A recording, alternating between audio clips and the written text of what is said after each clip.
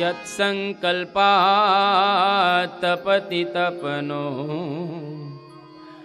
वाति वात समिन्धे वह्निर्धत्ते धरणिरुदधी लंघते नैव वेलाम् सोऽयं श्रीमान् निखिल जगता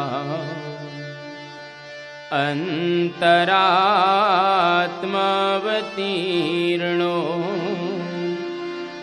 धर्मं रक्षन् दिशतु कुशलम् स्वामिनारायणो नः यदरोम विवरे लीना अंडानां कोटयः पृथक् तदक्षरं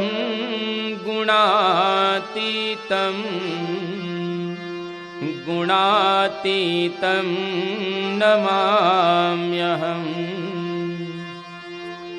नारायणं नमस्कृत्य नरं चैव नरोत्तमं देवीं सरस्वतीं चैव ततो जयमुदीरये। भगवते श्री स्वामिनारायणाय नमो नमः। श्री अक्षर पुरुषोत्तमाभ्यां नमो नमः। श्री राधा कृष्णाभ्यां नमो नमः। श्री गुणातीतानंद स्वामी महाराजाय नमो नमः। श्री भगतजी महाराजाय नमो नमः। श्री शास्त्रीजी महाराजाय नमो नमः। श्री योगीजी महाराजाय नमो नमः। श्री प्रमुख स्वामी महाराजाय नमो नमः।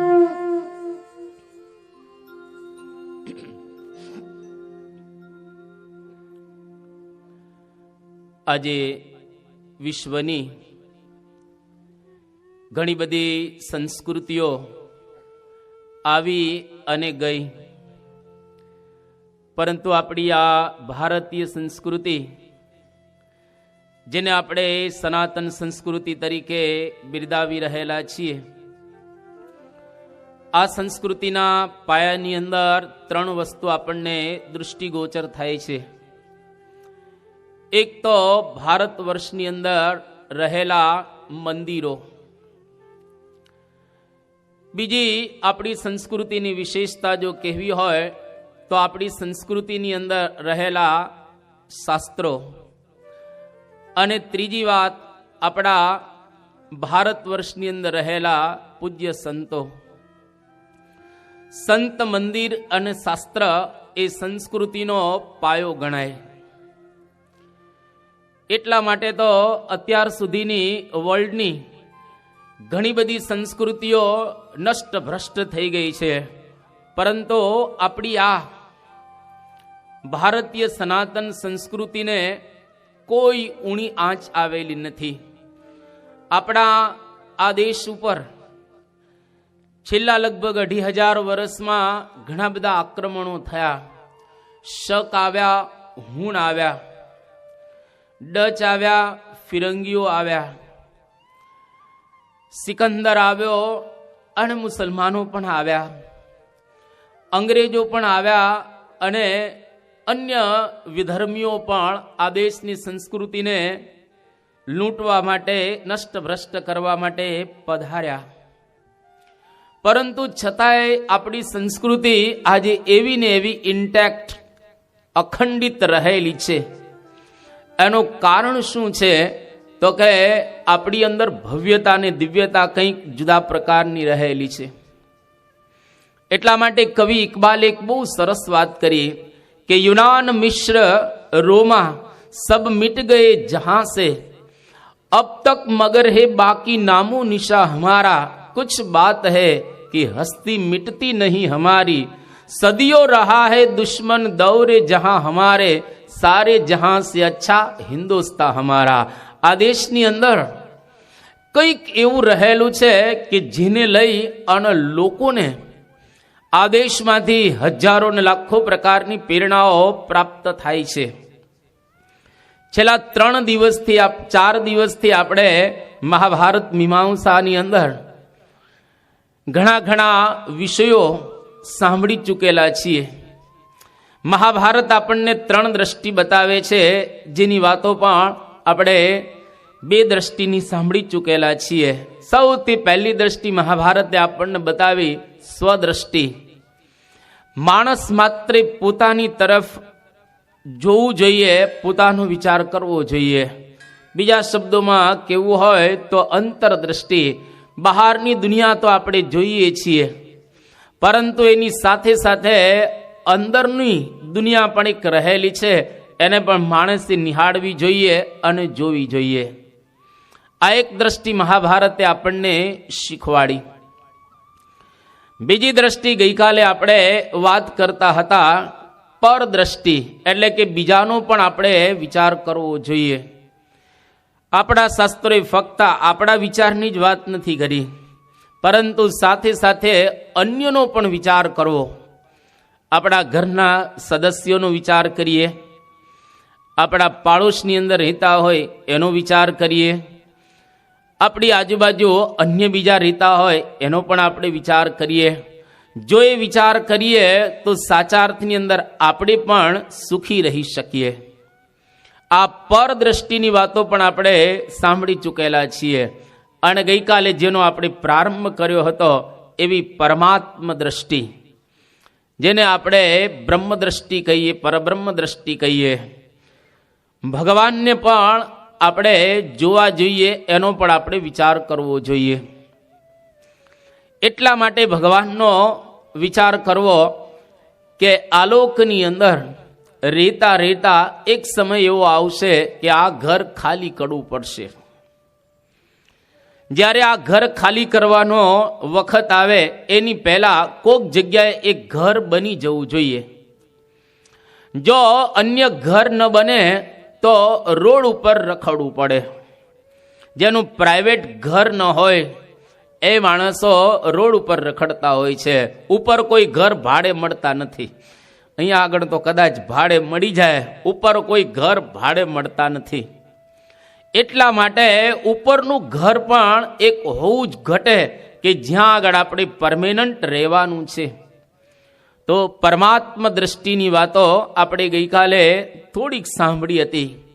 ભગવાનની સામે દ્રષ્ટિ કરવી અર્થાત પહેલી વાત આપણે એ કરતા હતા કે ભગવાનનો દ્રઢ વિશ્વાસ રાખો, આરૂઢ વિશ્વાસ કે એક પરબ્રહ્મ પુરુષોત્તમ નારાયણ જેવું તત્વ ઉપર રહેલું છે અને સર્વત્રે તત્વ વ્યાપ્ત છે. ઈશાવાસ્યમ ઇદમ સર્વમ યત્કિંચ જગત્યામ જગત.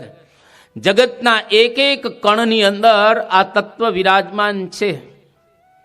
કબીરની ભાષામાં કેવું હોય તો આપણે એવું કહી શકીએ કે કીડીના પગમાં જે ઝાંઝર વાગે એ પણ ખુદા કહેતા ભગવાનને સંભળાય છે. બધી જ વસ્તુ ભગવાનથી અજાણી નથી, સર્વત્ર ભગવાન રહેલા છે. સબ ઘટ મેરો સાઈયો સુની સેજ ન હોય, બલિહારી વો ઘટકી કે જા ઘટ પ્રગટ હોય. એક કે એક ઘટમાં ભગવાન છે. આવો એક આરૂઢ વિશ્વાસ આપણા હૃદયની અંદર ઉત્પન્ન થવો જોઈએ. અને વિશ્વાસ ઉત્પન્ન થાય તો અધ્યાત્મ માર્ગની અંદર કંઈક આપણે પ્રાપ્ત કરી શકીએ. એટલા માટે મહાપુરુષે એક બહુ સુંદર વાત કરી કે where there is faith there is love, where there is love there is peace, where there is peace there is God, where there is God there is no need. જ્યાં આગળ વિશ્વાસ હોય ત્યાં આગળ પ્રેમ હોય, અને જ્યાં પ્રેમ હોય ત્યાં આગળ હંમેશા શાંતિ હોય. જ્યાં આગળ શાંતિ હોય ત્યાં આગળ ભગવાન હોય, અને જ્યાં આગળ ભગવાન હોય ત્યાં આગળ બીજી કોઈ વસ્તુની જરૂરિયાત ન પડે. એટલા માટે કહ્યો કે faith is the force of life. આપણી જિંદગીનો જો કોઈ આધાર હોય તો ફેથ એટલે કે ભગવાનમાં આરૂઢ વિશ્વાસ. આ વિશ્વાસ આપણને ઘણા બધા પાસાની અંદર કામ કરતો હોય છે. એટલે એની વાતો ગઈકાલે આપણે સાંભળી ચૂક્યા, અને આજે એ ખૂબ અગત્યનું અંગ અહીંયા આગળ મહાભારતમાં બતાવી રહેલા છે કુંતાજીના આખ્યાન દ્વારા.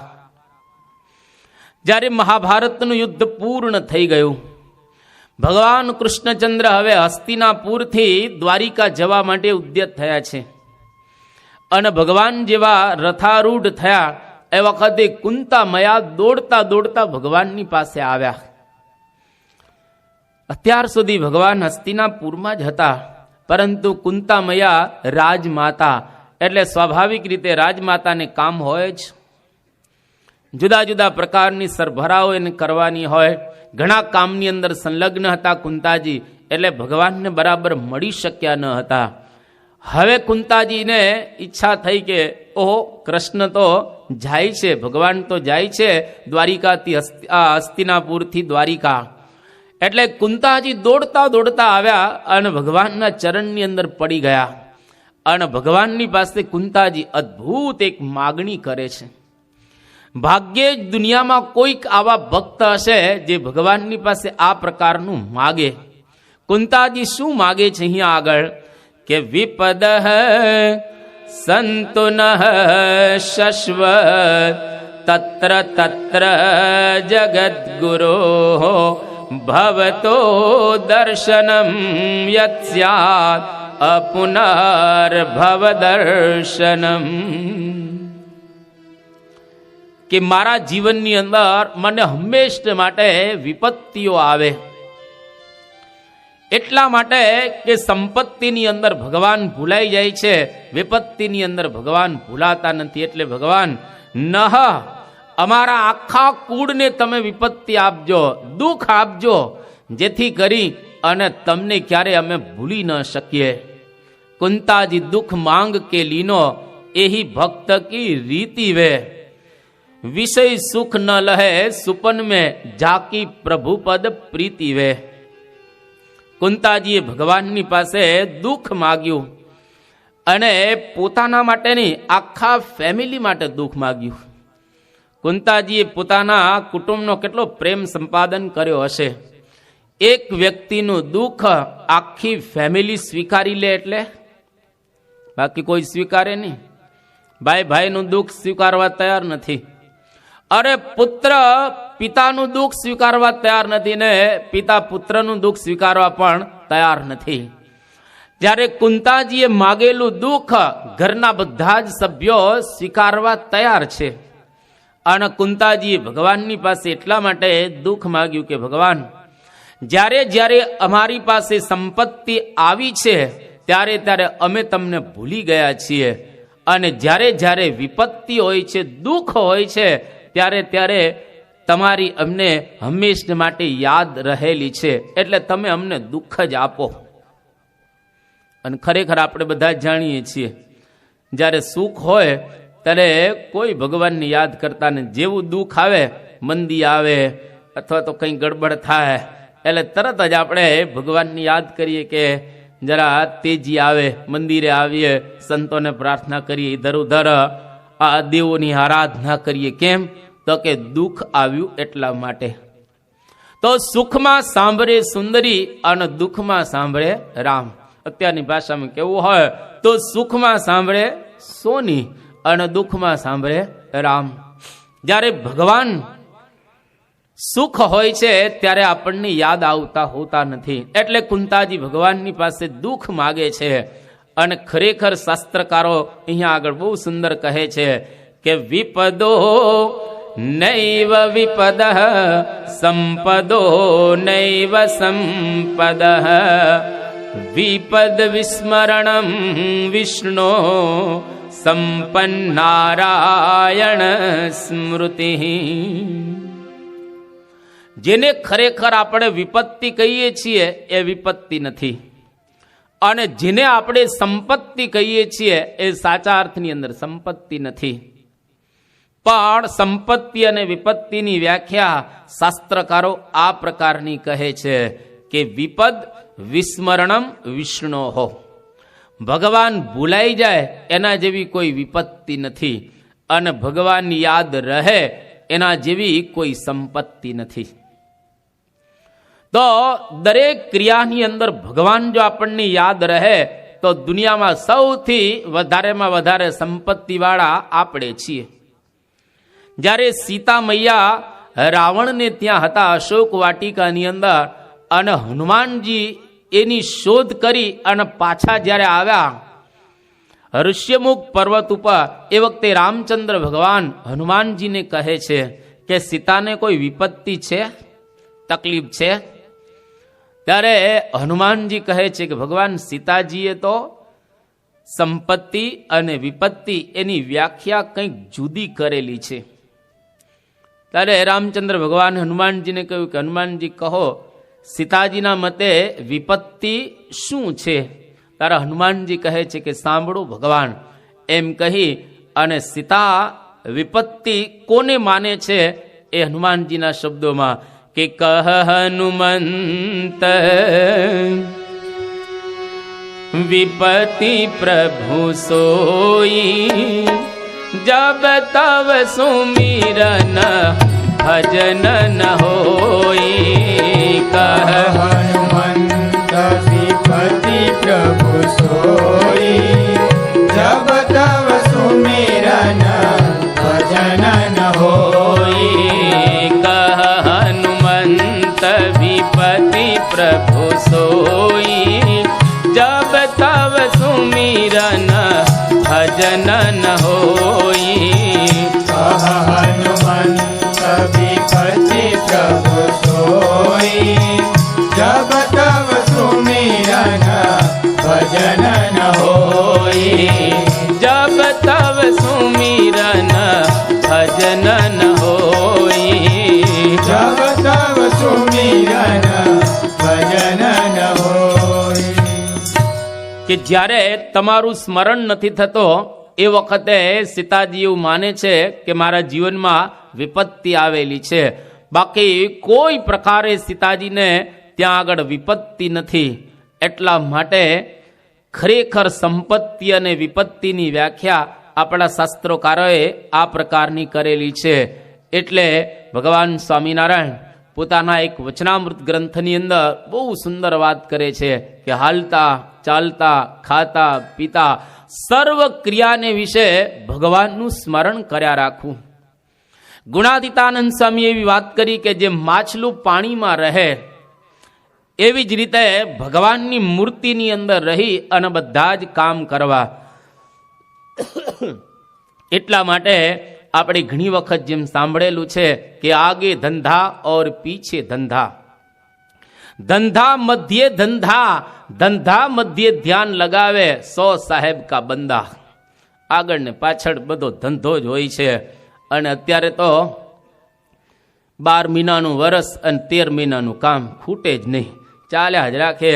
પોટલા ઉપાડવાના અને ખટાખટ ચાલતું હોય ને તો કેટલું તમે જો હીરાની આ ઓફિસમાં બીજે ત્રીજે કામના કોઈ પાર રહેલા નથી. કુછ વક્ત તો એસા નિકાલો પ્રીત કર લો શ્રી રામ સે, કંઈક એવો સમય રાખો કે જેના દ્વારા ભગવાનમાં આપણને પ્રીતિ થાય. એટલા માટે દરેક ક્રિયાની અંદર ભગવાનની સ્મૃતિ કર્યા રાખવી. અને આદર્શ દ્રષ્ટાંત જોવું હોય તો ગોપીઓનું. ગોપીઓ ઘરકામ તો કરતી જ હતી, પણ આખો દિવસ એને ઘરકામ કરતા કરતા કૃષ્ણ કૃષ્ણ કૃષ્ણ કૃષ્ણ એ યાદ રહ્યા જ કરતું હતું. જ્યારે ગોપીઓ મહી વેચવા માટે જાય ત્યારે પેલી ઋષિ પત્નીઓ બોલતી હતી કે લો કાન, લો કાના કાન કોણ છે? ત્યારે ગોપીઓ કહેતી હતી કે અમારા હૃદયની અંદર ભગવાન કૃષ્ણ એવા વણાઈ ગયેલા છે કે અમે કોઈકનું નામ લેવા જઈએ પરંતુ અમારી જીભે આ કનૈયાનું નામ આવી જાય છે. અને ગોપીઓના શબ્દો કે અત્યારે તો અમે જીવતા છીએ, પણ કદાચ અમે મૃત્યુ પામીએ અને અમારા હાડકામાંથી વાંસળી બનાવવામાં આવે અને વાંસળી વગાડવામાં આવે તો એ વાંસળીમાંથી પણ કૃષ્ણ કૃષ્ણ કૃષ્ણ એવો નિનાદ અવાજ નીકળશે. આપણા હાડકામાંથી જો વાંસળી કોઈ બનાવે અને એને વગાડે તો ધનમ ધનમ ધનમ આ જ પ્રકારનું નીકળે. આખા દિવસની અંદર આપણે પૈસા પૈસા પૈસા એ જ કરતા હોઈએ છીએ. એટલા માટે ગોપીઓ આપણને કહે છે કે ખરેખર દિવસ દરમિયાન ભગવાનની ભક્તિ કરવી, સ્મરણ કરવું. તો અહીંયા આગળ બહુ સુંદર એક શ્લોક આપવામાં આવ્યો કે દુરસ્થો પી ન દુરસ્થો યો યસ્ય મનસી સ્થિતઃ યો યસ્ય હૃદયે નાસ્તિ સમીપસ્થોપી દૂરતઃ. કે દૂરસ્થોપી ન દૂરસ્થ. ભગવાન કદાચ આપણને દૂર લાગે, હરિ કા ઘર બહોત દૂર है, जैसी लंबी खजूर, जो चढ़े तो हरि रस पावे અને પડે તો ચકના ચોર. ભગવાન દૂર છે, પણ જો આપણે એને યાદ કરીએ તો દૂરસ્થોપી ન દૂરસ્થ. ભગવાન દૂર નથી, નજીક જ છે. અને દ્રૌપદી પોતે જ કહે છે કે જ્યારે મારી લાજ લૂંટાતી હતી ત્યારે મને એવું લાગતું કે મને કોણ બચાવશે. અને એ વખતે દ્રૌપદી બહુ સરસ બોલે છે કે યદ ગોવિંદેતિ ચોક્રોશ કૃષ્ણામામ દુર્વાસિનમ ઋણ મે તત્પ્રવૃદ્ધમ મે હૃદયાનાપસર્પતિ. કે મને એવું લાગતું હતું કે ભગવાન દૂર રહેલા છે, પણ યદ ગોવિંદેતી ચુક્રોશ, જેવી આ દ્રૌપદી ભગવાન કૃષ્ણને યાદ કરે તરત ઓન ધ સ્પોટ ભગવાન હાજર થયા. અરે દ્રૌપદીએ કહ્યું કે ભગવાન બહુ વાર લગાડી. ભગવાન કે મેં વાર નથી લગાડી, તે લગાડી છે. જેવો તે મને યાદ કર્યો હું તરત આવ્યો છું. તને એમ કે મારા પતિ રક્ષા કરશે, તને એમ કે દાદા ભીષ્મ રક્ષા. અરે છેલ્લે તને એવું લાગતું હતું કે મારો દાંત રક્ષા કરશે, કારણ કે દાંતમાં સાડી ભરાવેલી હતી. ત્યાં સુધી તે મને યાદ નહોતો કર્યો, અને જેવો મને યાદ કર્યો એટલે હું તરત જ આવ્યો છું. 10,000 ચીર પૂર્યા ભગવાને. અને દુશાસન કી ભૂજા થકિત બહી. અને શ્યામ કેતા ભગવાન ત્યાં આગળ આવ્યા અને કેટલો બધો એક પ્રવાહ ત્યાં સાડીઓનો ભગવાને પ્રસ્તુત કર્યો. આની પરથી આપણને ખ્યાલ આવે કે આપણે એવું સમજતા હોઈએ છીએ કે ભગવાન દૂર છે. ભગવાન દૂર નથી, આપણે એને દૂર માન્યા છે. આપણા હૃદયમાં જ રહેલા છે. અહીંયા આગળ જ સૌથી નજીકમાં નજીક કોઈ જો વસ્તુ હોય તો ભગવાન, અને સૌથી છેલ્લામાં છેલ્લા જેને યાદ કરીએ એ પણ ભગવાન. ક્યાંય કંઈ નો મેળ પડે ત્યારે જ ભગવાનને આપણે યાદ કરતા. ઉપર ક્યારે જોઈએ? એક વખત એક ભાઈ અગાસી ઉપર ચડેલા, હવે બારનું બંધ કોક કરી લીધું અગાસીનું, એકલો રહી ગયો. શું કરવું? ત્યાંથી હવે 10-15 માળની અગાસી, ત્યાં ખખડાવે તો સાંભળે કોણ? નીચે કોઈ સાંભળતું ન હતું. એટલે પેલા એ શું કર્યું, એની પાસે થોડાક સિક્કા હતા, પૈસા પરચુરણ. એટલે ઉપર અગાસીમાંથી આમ સિક્કો એક નાખે. કોઈ માણસ આમ જતો હોય ને, હવે 15 માળની અગાસી, ત્યાંથી એક સિક્કો નાખે એટલે નીચે સિક્કો પડે. એટલે લોકોને ઉપર પડે આમ જોયે તો ખરા ને, એટલે બોલાવું કે અહીંયા આગળ બારણું ખોલો. એટલે એક પછી એક આમ સિક્કો, માણસ પસાર થાય, સિક્કો નાખે, પેલો સિક્કો લઈ માણસ ખિસ્સામાં જતો. જેટલા સિક્કા હતા બધા જ ખલાસ થઈ. એક સિક્કો રહ્યો નહીં. પેલો કે સિક્કા થઈ ગયો, ખલાસ થઈ ગયા, હવે શું કરવું? એટલે એક નાનકડો કાંકરો, બહુ મોટો નહીં, નાનો કાંકરો છે, ઉપરથી ને નાખ્યો. જેવો કાંકરો નાખ્યો એટલે એક ભાઈને ખભા પર જરાક વાગ્યો. ખભા પર વાગ્યો એટલે ઉપર જોયું. પેલા એ કહ્યું કે બારણું ખોલો. ઉપરથી બૂમ પાડી. જ્યાં સુધી સિક્કા મળતા હતા ત્યાં સુધી ઉપર કોઈ જોતા નહોતા. કાંકરા ભગવાન એટલે જ નાખતા હોય છે. આ દુઃખ એટલા માટે આવે કે આપણે ઉપર જોતા થઈએ, વચ્ચે વચ્ચે મંદીએ જોઈએ. જો એકલી તેજી જ આવે તો કોઈ ઉપર જુએ નહીં. એટલે ક્યારેક ક્યારેક મંદી મંદી મોકલે ભગવાન, એટલે આપણે થોડા ઉપર જોતા પણ એ થઈએ. જો દૂરસ્થ ભગવાન લાગે કે દૂર છે, પણ ભગવાન દૂર હોતા નથી, એ તો નજીક જ છે.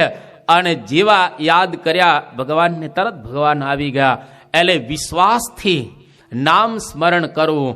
અને જો ખરેખર વિશ્વાસથી કરીએ તો ગમે તેવા આપણે હોઈએ ને, ગમે તેટલા ખરાબ હોઈએ તો પણ આપણે શુદ્ધ અને પવિત્ર બની શકીએ.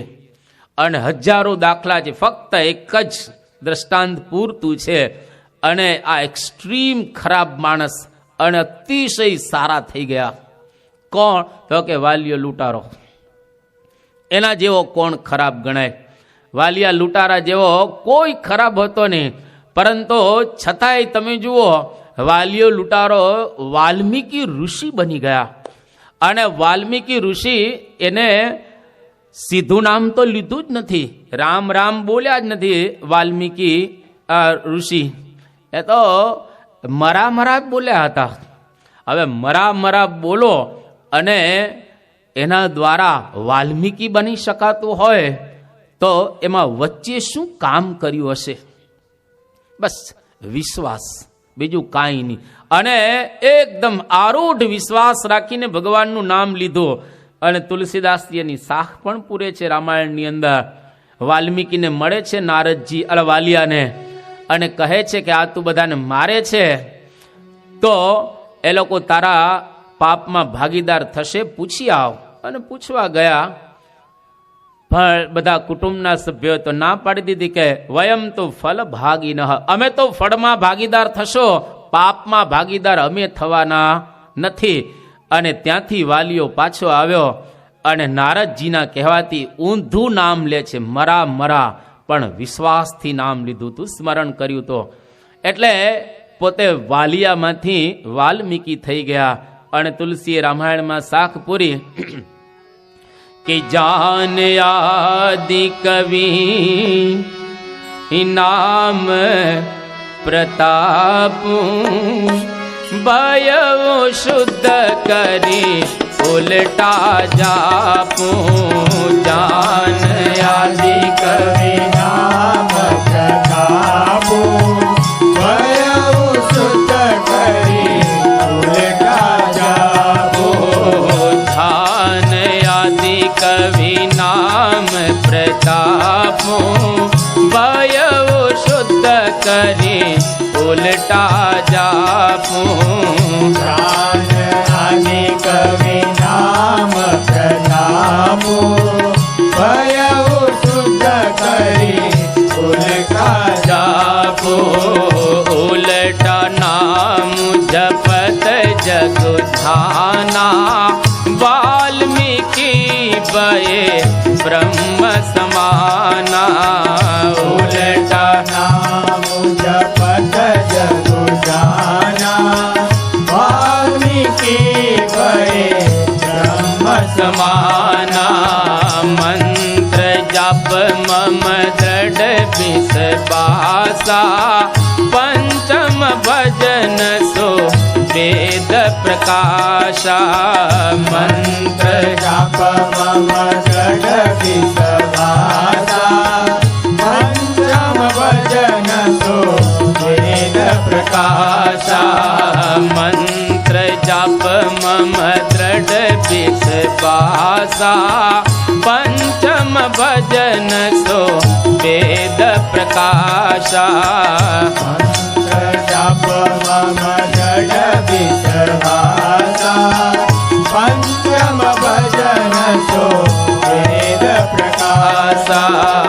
પંચમ ભજન સો વેદ પ્રકાશા. પંચમ ભજન સો વેદ પ્રકાશા.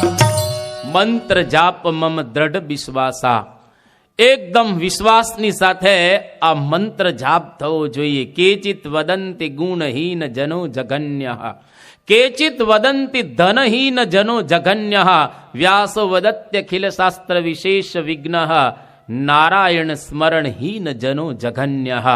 આ ભગવાન વેદવ્યાસનો શ્લોક રહેલો છે કે કેટલાક એવું માને છે કે જેની પાસે ગુણ ન હોય, જેની પાસે ધન ન હોય, જેની પાસે કંઈક આ રૂપ ન હોય, જેની પાસે કંઈક આવડત ન હોય, એ માણસ નિંદાને પાત્ર રહેલો છે.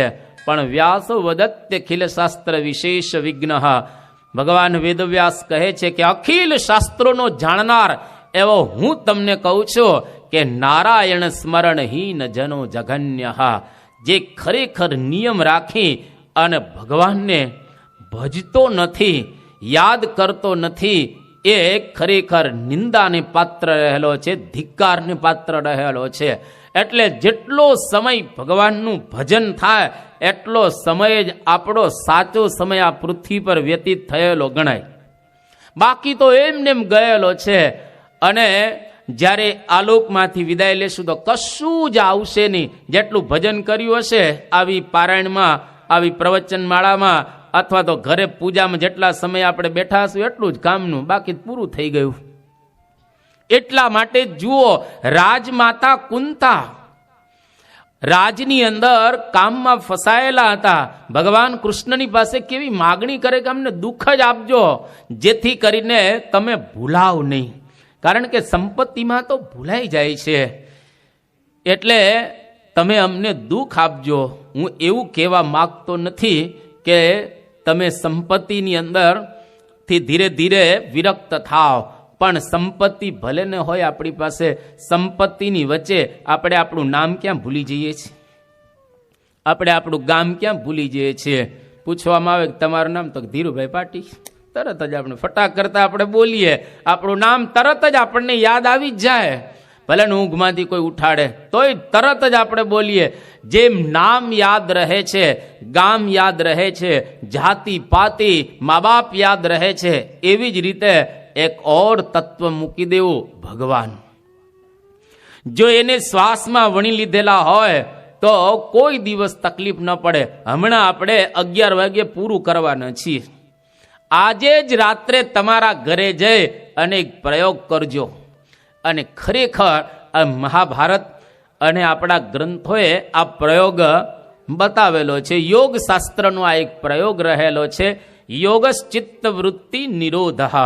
પહેલું સૂત્ર યોગ શાસ્ત્રનું છે કે યોગ એટલે શું, તો કે ચિત્તની વૃત્તિનો નિરોધ કરવો, એને યોગ કહેવાય. આ યોગ શાસ્ત્ર એવું બતાવે છે કે રાત્રે જ્યારે આપણે સુવા જઈએ એ વખતે આપણે પથારીમાં જ્યારે સૂતા હોઈએ તો સૂતી વખતે આપણો જે શ્વાસોશ્વાસ જે ચાલે છે એની સાથે સાથે ભજનનો દોર જોડી દેવો.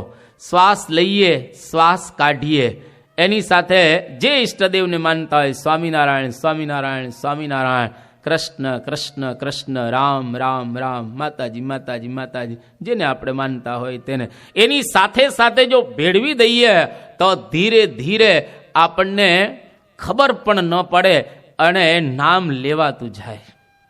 પછી ભૂલાશે નહીં.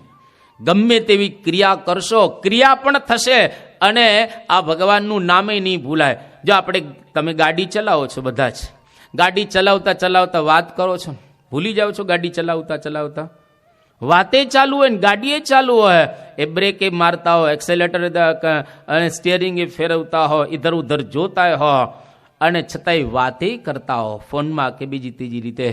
જે એક સાથે ડબલ ક્રિયા થાય છે ને, એમ ધંધાએ ચાલતા રહેશે. ગોરો કુંભાર માટલા ઘડતો ઘડતો ભજન કરતો હતો. નરસિંહ મહેતા કરતા લઈને ભજન કરતા હતા. અરે આ સેના નાઈ હજામત કરતા કરતા ભજન કરતા હતા. પર્વતભાઈ હળ હાંકતા હાંકતા ભજન કરતા હતા. ગોરધનભાઈ દુકાન ચલાવતા ચલાવતા ભજન કરતા હતા. અરે મીરાબાઈ રાજ રાણી ભજન કરતા હતા. તો ધંધા કરતા કરતા કરી શકાય છે જો ખરેખર આપણે પ્રયત્ન કરીએ તો. અને જો પ્રયત્ન ન કરીએ તો નવરા બેઠાય થાય એવું નથી. નવરા બેઠાય ન થાય. એટલા માટે ઘણા તમે જોજો, જ્યારે 60 વર્ષની ઉંમર થાય એટલે એ લોકો ઓટલા ઉપર બેસે. અને અહીંયા આગળ તો કોઈ એવા મંદિરો હોતા નથી, પણ ગામડાની અંદર ચોરામાં બધા ડોહા ભેગા થાય, ડોસાઓ બધા, અને પેલો આરતીનો બેલ વાગે એટલે ઘરે જાય. આરતી કરીને તો જાઓ. જાણે ઘરે જવાનો બેલ વાગ્યો એવું માનતા હોય છે, હવે આરતી કરીને જાવ તો શું વાંધો રહેલો છે. પણ જો ભજનની ટેવ પડેલી ન હોય એટલે આ પ્રમાણે છેલ્લી ઉંમરે પણ ભજન થતું નથી. ટૂંકમાં કળિયુગમાં આપણાથી બીજું કશું જ થઈ શકે એવું નથી કે નહીં કલી કરમ ન ભગતિ વિવેકું રામ નામ અવ લંબન એકું રામ નામ અવ લંબન એકું. કળિયુગમાં સરળ ઉપાય છે, બસ ભજન કર્યા રાખો. નામ હરિ કા કભી ન ભૂલાના, જબ તક सांस है हरि गुण गाना, हरि बोल हरि बोल हरि हरि बोल. બસ ધીરે ધીરે આ માર્ગે આપણે જવું. આટલી કુંતાજીના આખ્યાનની વાત કરીને હવે એક બહુ સુંદર અહીંયા આગળ પ્રસંગ આવે છે, જેમાં એવું બતાવે છે કે ભગવાનના બળથી જ આ બધું કાર્ય થાય છે. જે કંઈ કાર્ય થઈ રહેલું છે એ બધા જ કાર્યનો આધાર ભગવાન છે. ઘણી વખત માણસ એવું માનતો હોય છે કે મની પાવરથી થાય, muscle, mind, material, makeup, man પાવરથી ઘણી વખત આપણે બધા કામ કરતા હોઈએ છીએ. પરંતુ એ બધા જ બળ કરતા સૌથી જો અગત્યનું કોઈ બળ હોય તો એ ભગવાનનું બળ રહેલું છે. ઉદ્યોગ પર્વનો પ્રસંગ અહીંયા આગળ પ્રસ્તુત કરે છે કે દુર્યોધન પોતાની 11 અક્ષોહિણી સેના સાથે એક બાજુ મહાભારતના યુદ્ધના મેદાનમાં ગોઠવાઈ ગયો હતો, આ બાજુ 7 અક્ષોહિણી સેના સાથે યુધિષ્ઠિર રાજા ગોઠવાયેલા હતા. અને બે સેના જ્યારે સામે સામે ઉભેલી હતી એ વખતે દુર્યોધન પોતાના પક્ષની અંદર રહેલા મહારથીઓ, એ મહારથીઓને કહે છે કે પાંડવોની સેનાને મારવા માટે, એનો નાશ કરવા માટે કેટલો સમય લાગે તમને?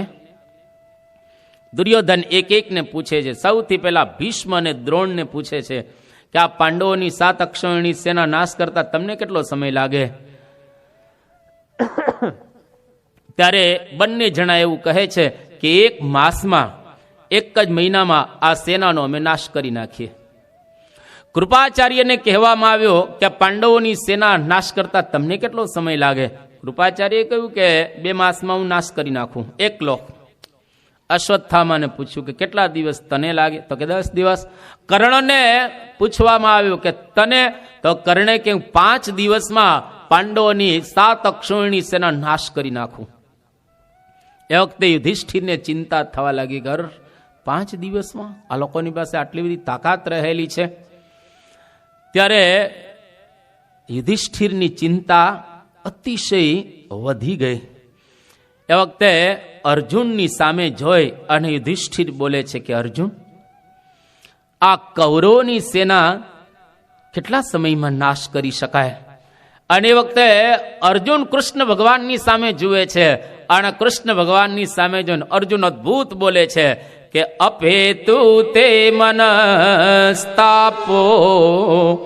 યથા સત્યમ બ્રવીમ્યહમ હન્યા મે કરથે નૈવ વાસુદેવ સહાયવા સામરાન અપી લોકાંતિન સર્વાન સ્થાવર જંગમા ભૂતમ ભવ્યમ ભવિષ્યંચ નિમિષાદિતિ મે મતિઃ. અર્જુન યુધિષ્ઠિરજીને કહે છે કે મોટા ભાઈ, આ કૌરવની સેનાને જો નાશ કરવી હોય તો ફક્ત એક નિમેષ માત્રમાં કૃષ્ણના બળથી હું નાશ કરી નાખું. કારણ કે આપણા પક્ષમાં કૃષ્ણ છે, એટલે જેના પક્ષમાં ભગવાન હોય એના બળે આ સૈન્યનો નાશ કરવા માટે વધારે સમય ન જોઈએ. એટલા માટે જોન નોક્સ એક અંગ્રેજ ચિંતક થયો, બહુ મોટા ફિલોસોફર હતા. એમણે બહુ જ એક સુંદર વાત કરી કે one man with God is always in a majority. One man, એક જ માણસ જો વિથ ગોડ ભગવાનની સાથે હોય is always in a majority. એક માણસ એના પક્ષમાં જો ભગવાન છે તો સમજી લેવો એ મેજોરિટી છે. બાકી તો માઇનોરિટીમાં જતા ને પાંડવો, કારણ કે એ લોકોની પાસે 7 અક્ષોહિણી સેના હતી ને કૌરવની પાસે 11 અક્ષોહિણી સેના હતી. એટલે ઓલમોસ્ટ દોઢું કહી શકાય એટલું બળ કૌરવોની પાસે હતો, પણ એના પક્ષમાં ભગવાન નહોતા.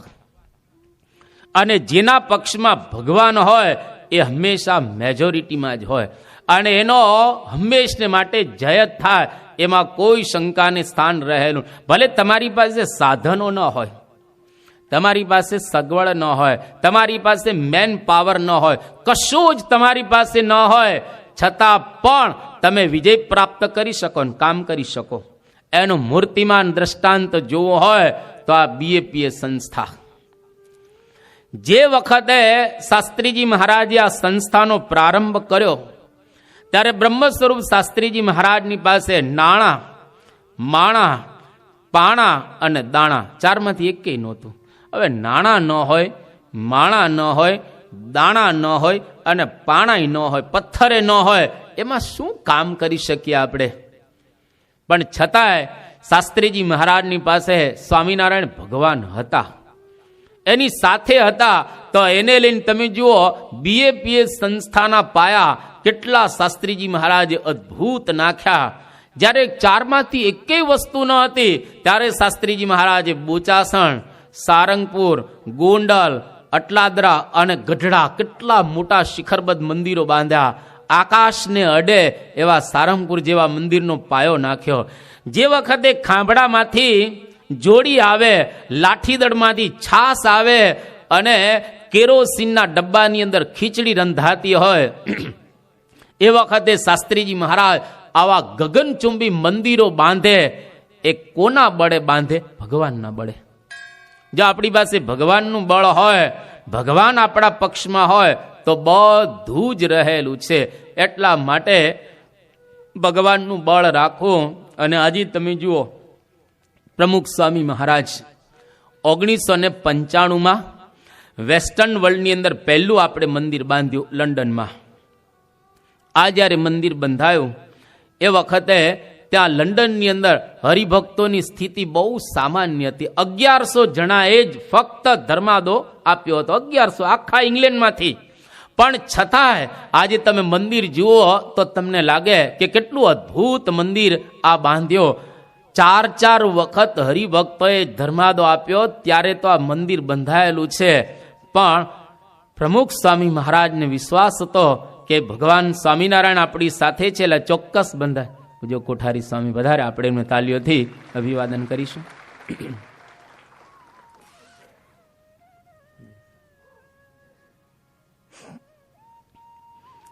એટલા માટે જો આપણા પક્ષની અંદર ભગવાન હોય તો આપણે આ કાર્ય કરી શકીએ અને પ્રેમથી આ બધા કાર્યો આપણે આટોપી શકતા હોઈએ છીએ, કરી શકતા હોઈએ છીએ.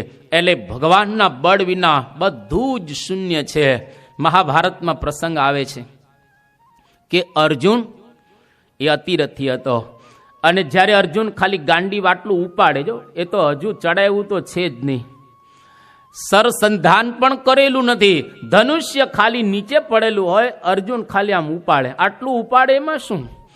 આ ઉપાડતો એમાં એવો ટંકારવ થતો, એવો અવાજ આવતો કે મોટા મોટા યોદ્ધાઓ ધરાશાયી થઈ જતા. એટલી બધી એમાં એક શક્તિ હતી અર્જુનમાં.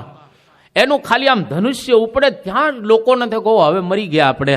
ઘણી વખત આપણે અમુકને જોઈને તો લાગે કે હવે આમાં આપણું કંઈ કામ લાગતું નથી, આમાં આપણે કંઈ ફાવીશું નહીં. આટલી બધી તાકાત અર્જુનમાં હતી. પણ ભગવાન કૃષ્ણચંદ્ર જ્યારે ગયા એ વખતે અર્જુનની અંદર જે શક્તિ ને તાકાત હતી એ જતી રહી.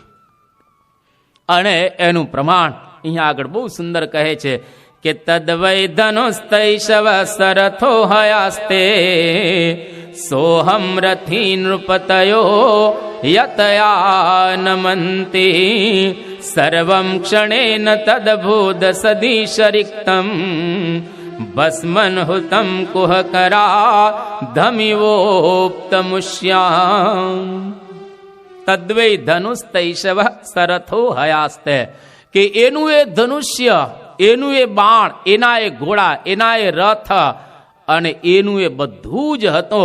પણ ભગવાન કૃષ્ણ ગયા એટલે કાબા લોકો એટલે કે ભીલ લોકોએ અર્જુનને લૂંટી લીધો. બાકી ભીલની તાકાત છે અર્જુનની સામે ઊભા રહી શકે? આ શ્લોકનો એક્ઝેક્ટ ભાવાર્થ ભગવાન સ્વામિનારાયણના એક સંત નિષ્કુળાનંદ સ્વામીએ એના કાવ્યની અંદર એનું ભાષાંતર કર્યું છે. બહુ અદભુત ભાષાંતર આ શ્લોકનું કરેલું છે નિષ્કુળાનંદ સ્વામીના શબ્દોની અંદર. કૃષ્ણ પધાર્યા કેડ્યાની વાત શ્રી ભાગવતે બાકી. કૃષ્ણ પધાર્યા કેડાની વાત શ્રી ભાગવતે બાકી. કર્યો અસુરે બહુત પાત હરિ નારી ઘેર રાખી. કર્યો અસુરે બહુત પાત હરિ નારી ઘેર રાખી.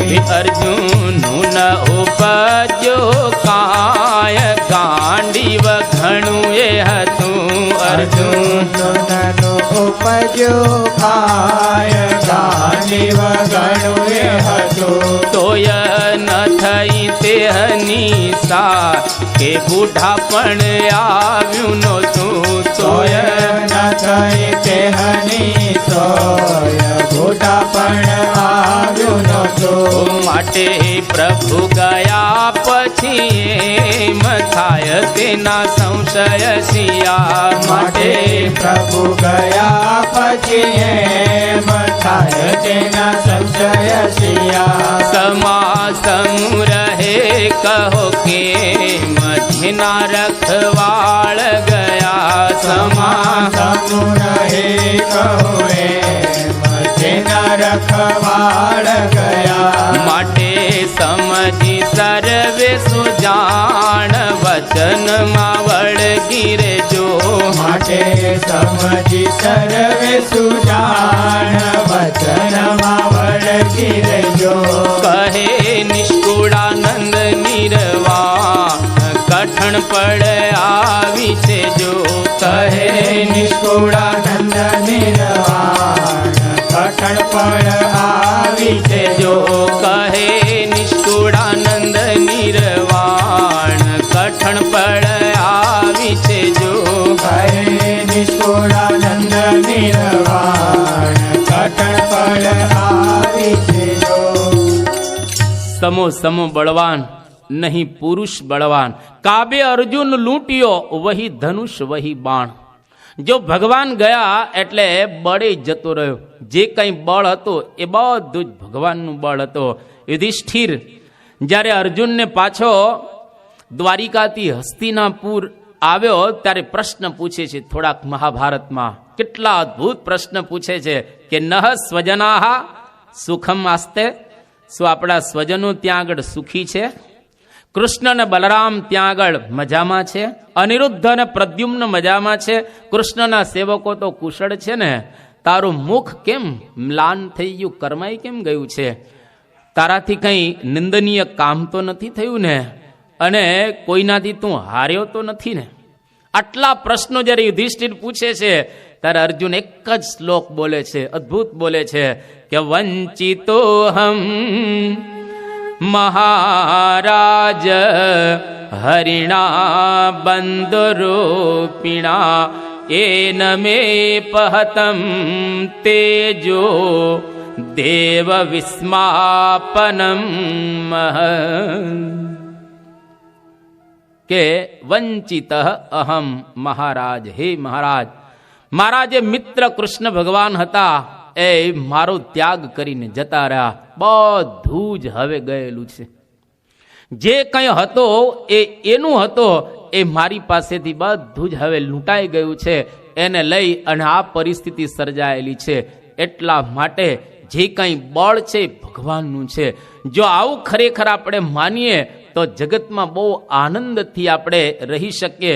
નરસિંહ મહેતા ઘણી વખત પોતે કહેતા હતા, હું કરું એ જ અજ્ઞાનતા, શકટનો ભાર જેમ શ્વાન તાણે, સૃષ્ટિ મંડાણ છે સર્વ એણી પહેરે, જોગી જોગેશ્વરા કોઈક જાણે, જે ગમે જગત ગુરુ દેવ જગદીશને, તે તણો ખરખરો ફોક કરવો. દુનિયામાં સારું કે નરસું જે કંઈ થતું હશે બધું જ ભગવાનની ઈચ્છા પ્રમાણે થાય છે. એના બળના આધારે જ બધું જ કરવું. ઘણી વખત આપણને એવું લાગે કે ભગવાને આમ કેમ કર્યું, આમ કેમ કર્યું, આમ કેમ કર્યું. એ જે કરતા છે બધું બરાબર જ કરતા હોય. સ્કોટલેન્ડની અંદર એક ભાઈ હતા જેનું નામ ક્લાર્ક. વર્ષો પહેલાનો પ્રસંગ છે આ. એ ક્લાર્કે એક વખત એક મોટી સ્ટીમર જતી હતી અમેરિકા. એની અંદર પોતાના ફેમિલીના બધા જ સભ્યોનું રિઝર્વેશન કરાવી દીધું. બહુ લક્ઝરિયસ આ શિપ હતી. એટલે બધાની ઈચ્છા હતી કે પહેલી સફર કરી રહેલી છે અને બધા સારા સારા માણસો આમ કહીએ એની અંદર સફર કરતા હતા. અને બુક તો કરાવી દીધી બધાની ટિકિટ. એ 9 દીકરા હતા. પણ બનવા જોગ કે એક દીકરો એને કૂતરું કરડ્યું. હવે કૂતરું કરડ્યું એટલે ડૉક્ટરે કહ્યું કે ભાઈ આને જરા ઓબ્ઝર્વેશનમાં રાખવો પડશે 15 દિવસ, તમે ક્યાંય જઈ નહીં શકો. એટલે ઘરના સભ્યો નક્કી કર્યું કે આપણે નથી જવું, આ છોકરાને મૂકીને આપણે નથી જવું. અને બધાએ ટિકિટ કેન્સલ તો થાય એવી નહોતી, પણ જવાનું માંડી વાળ્યું. અને એકદમ દુઃખી થઈ ગયા કે આટલી સરસ સ્ટીમર, બહુ બધાને મજા આવત, પણ હવે આ છોકરાનું કૂતરું કરડ્યું, એને લઈને આપણે જઈ ન શક્યા. અને એ જ્યાં શોક કરતા હતા 5 દિવસ પછી સમાચાર મળ્યા કે જે શિપમાં પોતે જવાના હતા એ ટાઇટેનિક ડૂબી ગઈ.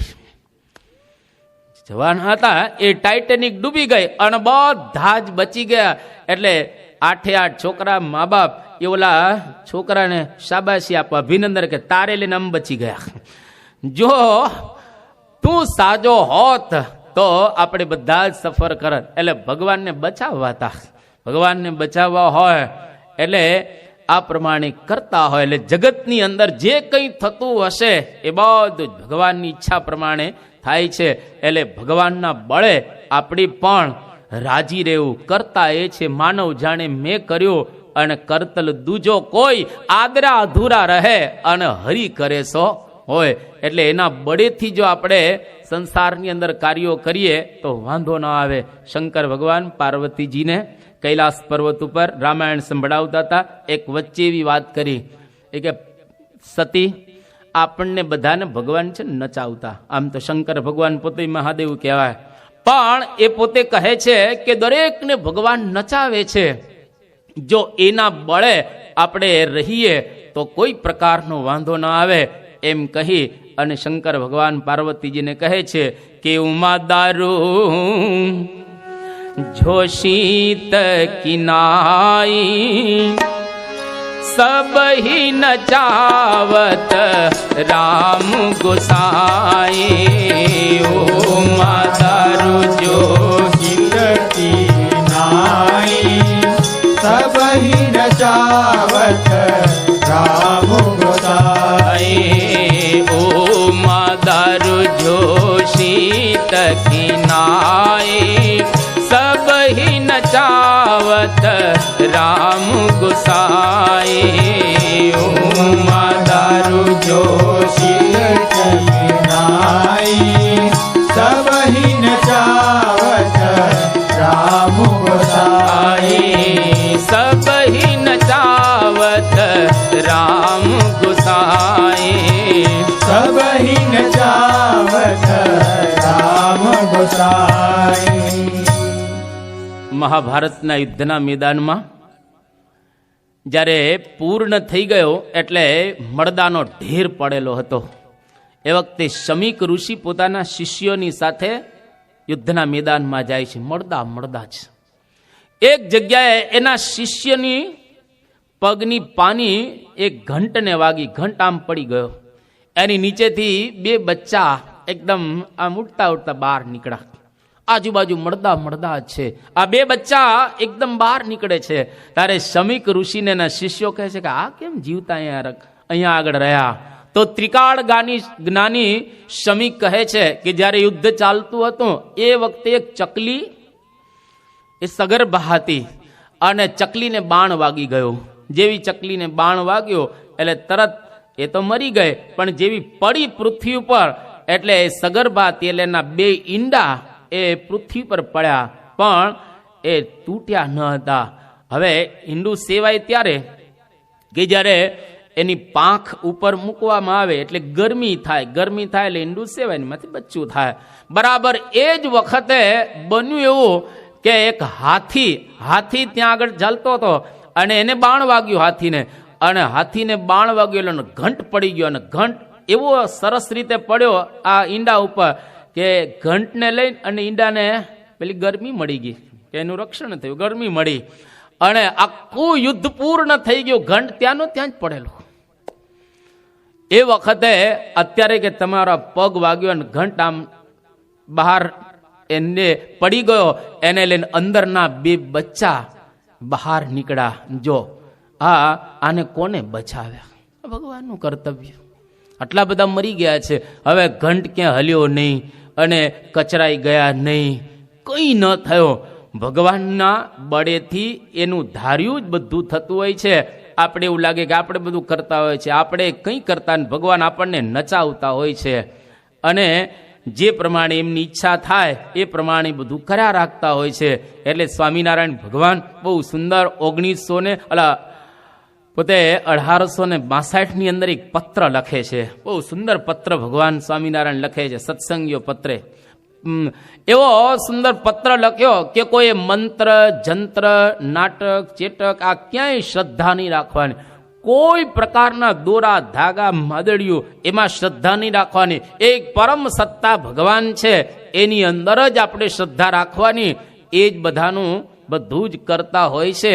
આવો એક પત્ર સરસ લખ્યો કે ભગવાનના બળથી જ આપણે કામ કરવું, પણ આપણા બળે કંઈ થતું નથી. એટલે આજે વ્યાસપીઠ ઉપરથી તમને પણ અપીલ કરું છું, કદાચ કોઈ દોરા ધાગા બાંધ્યા હોય ને તો કાઢી નાખજો.